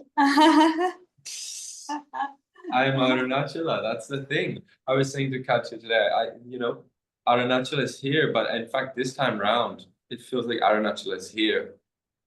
I don't feel as much like there's a mountain. I feel like it was always here. Yeah. There was one last thing, Ключ, I want to say.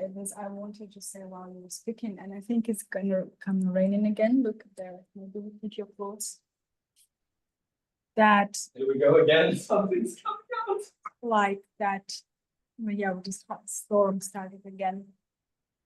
That feels like the grace is like that touch of divine feminine, like a wind whispering in your ears. That's like,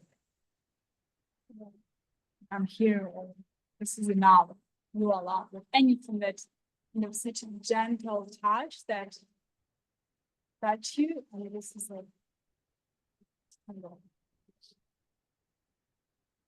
you receive it on very deep levels that your mind can't comprehend. It's like kind of, you did a hard work, then there is a touch of divine, this divine feminine. It's like, it's just so full of love and softness. It's like, kind of, this is enough. And then everything is dropping that you still holding on to. And it's so unpredictable, it's so mysterious that we kind of, the beauty of this, we can't make it happen. We can only stay open for grace. And can you please make the light? It's not, we don't have light anymore. So we just, just keep this one, please. So, yes, this is just a grace that is always here with us. We have to stay open. Mwah. You've frozen. I don't. Thank you. So, okay, you're also frozen now with me. Keep this slide, please.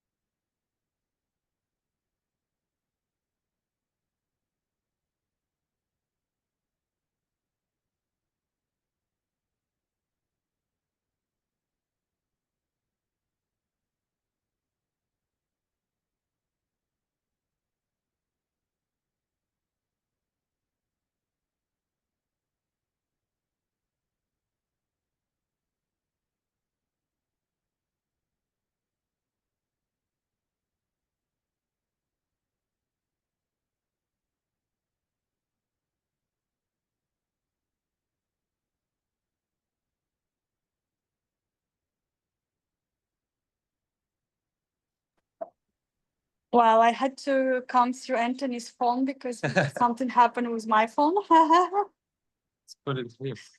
That's okay, we're finishing. So yeah, just thank you for being here and being the grace.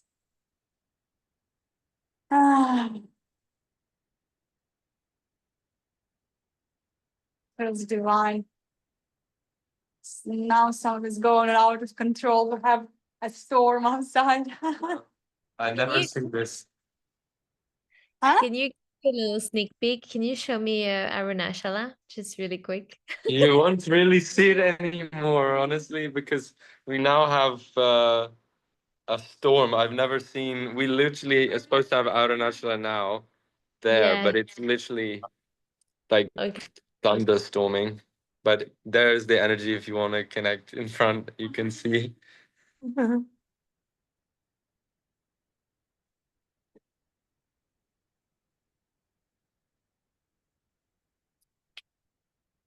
Yeah, it's so beautiful. Thank you so much. Yeah. Okay, thank you. Mm, Thank you, both of you. Yeah. Thank you. Mwah. This was Ah. amazing. Okay. And Yeah. Thank you for sharing. It was And I was actually, before you shared, I was going to ask you how the Guruji retreat. So I'm happy with it. let's just come back. we just But if I turn off, we're finished. So you have to turn off here on your side. but I don't know if you're Okay, you just need to make the video. turn off the video and turn it on again. If this No, I don't understand. like this. And what happened with Leia's I don't know. Everything is black. You are black too. What to do, Antonia? Maybe. I mean, we turned back our video on, but can we just do it from my phone? Okay, let's try. Well, we'll just do from Anthony's phone again because the grays turn everything off on my side. Says we're done for tonight. I literally see blurries. Like I'm so tired. That's maybe not now. We can Oh, it's go back to that second. are you here? Yes. Okay, we can. If you ask me how was our Kalagni, yeah. You asked me how Kalagni was. Yes. Yes. Yes. Oh. If you want to say anything else quickly, that would be nice. You Um, have done it. I mean, I've just finished. Maybe once I will just stop the recording. So because this is not and don't need to upload it on my YouTube. And thank you everybody for being here. Okay. Yes. Yeah. Well, yeah, it's literally really, it's the first time it happened. So we still have to process all the information. And I would say it was one of the I've never been in such a big first time download. So a lot of us will have to do the work actually this year to create the system actually, because it's very new. It's more of a practical initiative. Damn it.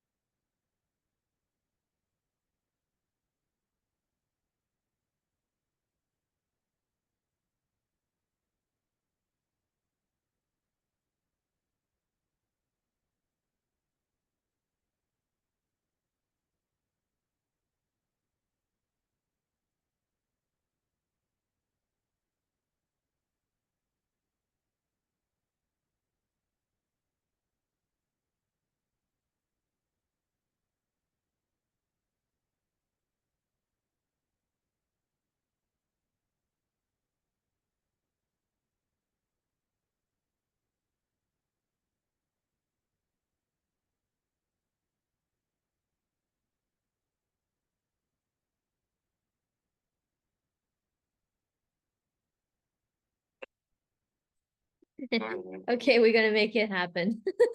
We're gonna make it happen. We'll get there wherever we are going. I don't know where you lost me, but The system that you need to integrate practically. that we as the first group of techniques create like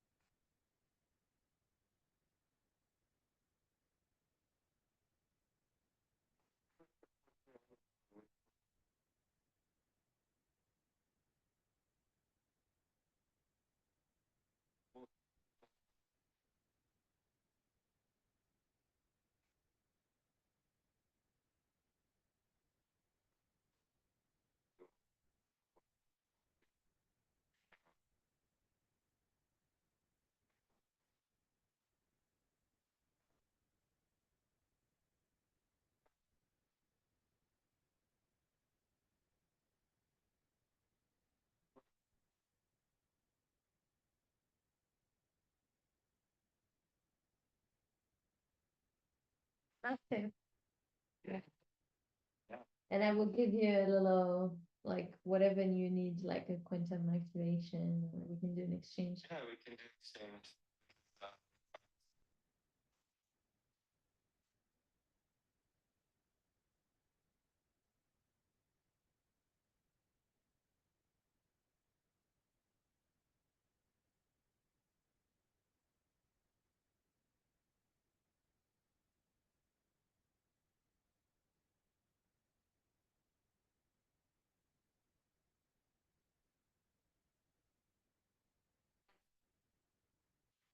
Well, good. I mastered this.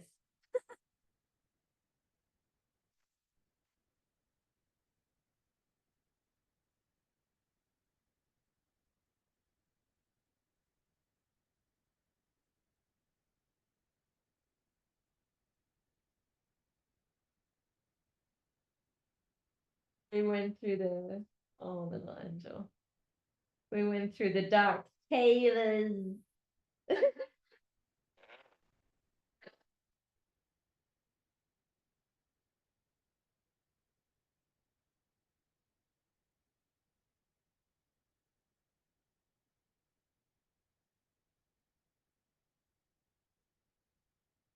Well, yeah, that's repression.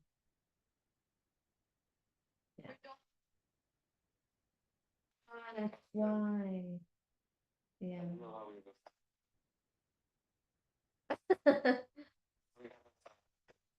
And yeah, well, so nice. Keep me in touch. Send me a little message. When you want to do this exchange, I am open. Yeah, for sure. That would be lovely. Cool. Well, so Yeah. nice to see you both. Bye, my love. I see you really soon.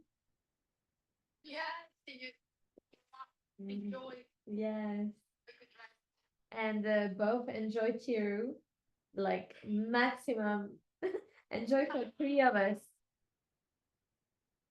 Enjoy for the 3 of us, please. Yeah. Yeah.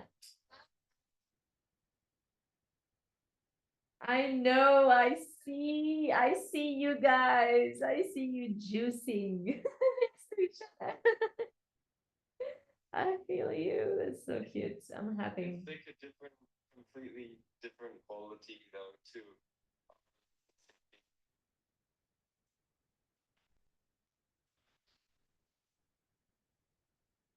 When we were like dealing with so much darkness and shadows, and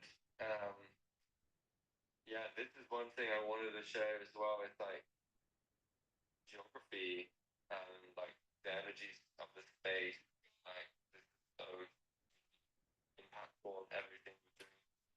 To like category, like where, well, it's like, but I think there's a reconcilable thing about Bali and things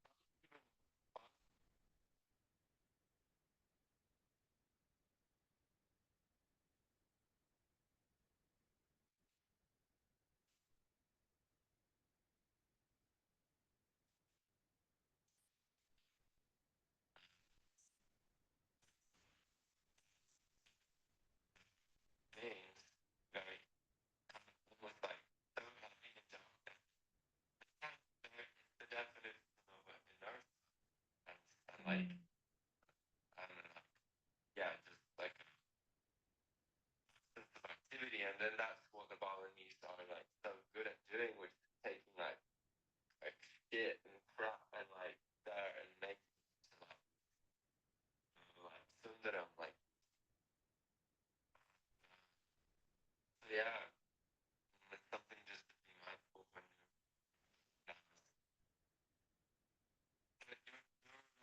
you're now an alchemist. You're now whatever.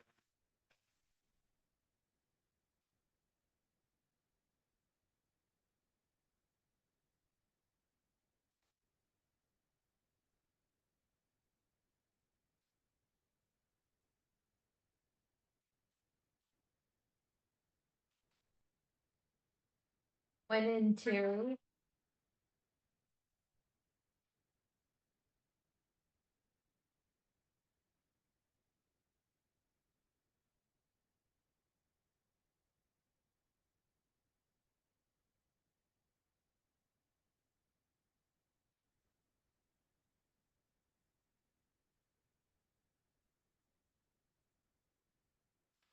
interesting because I don't fully resonate with this because for me, Bali, this is my experience, but I may be wrong.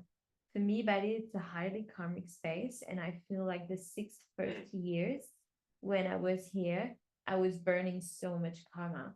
And there is a threshold where I felt that after burning so much trauma, it becomes a little bit of my heaven on earth, where like everything looked like quite like paradise, like like quite heaven, literally heavenly.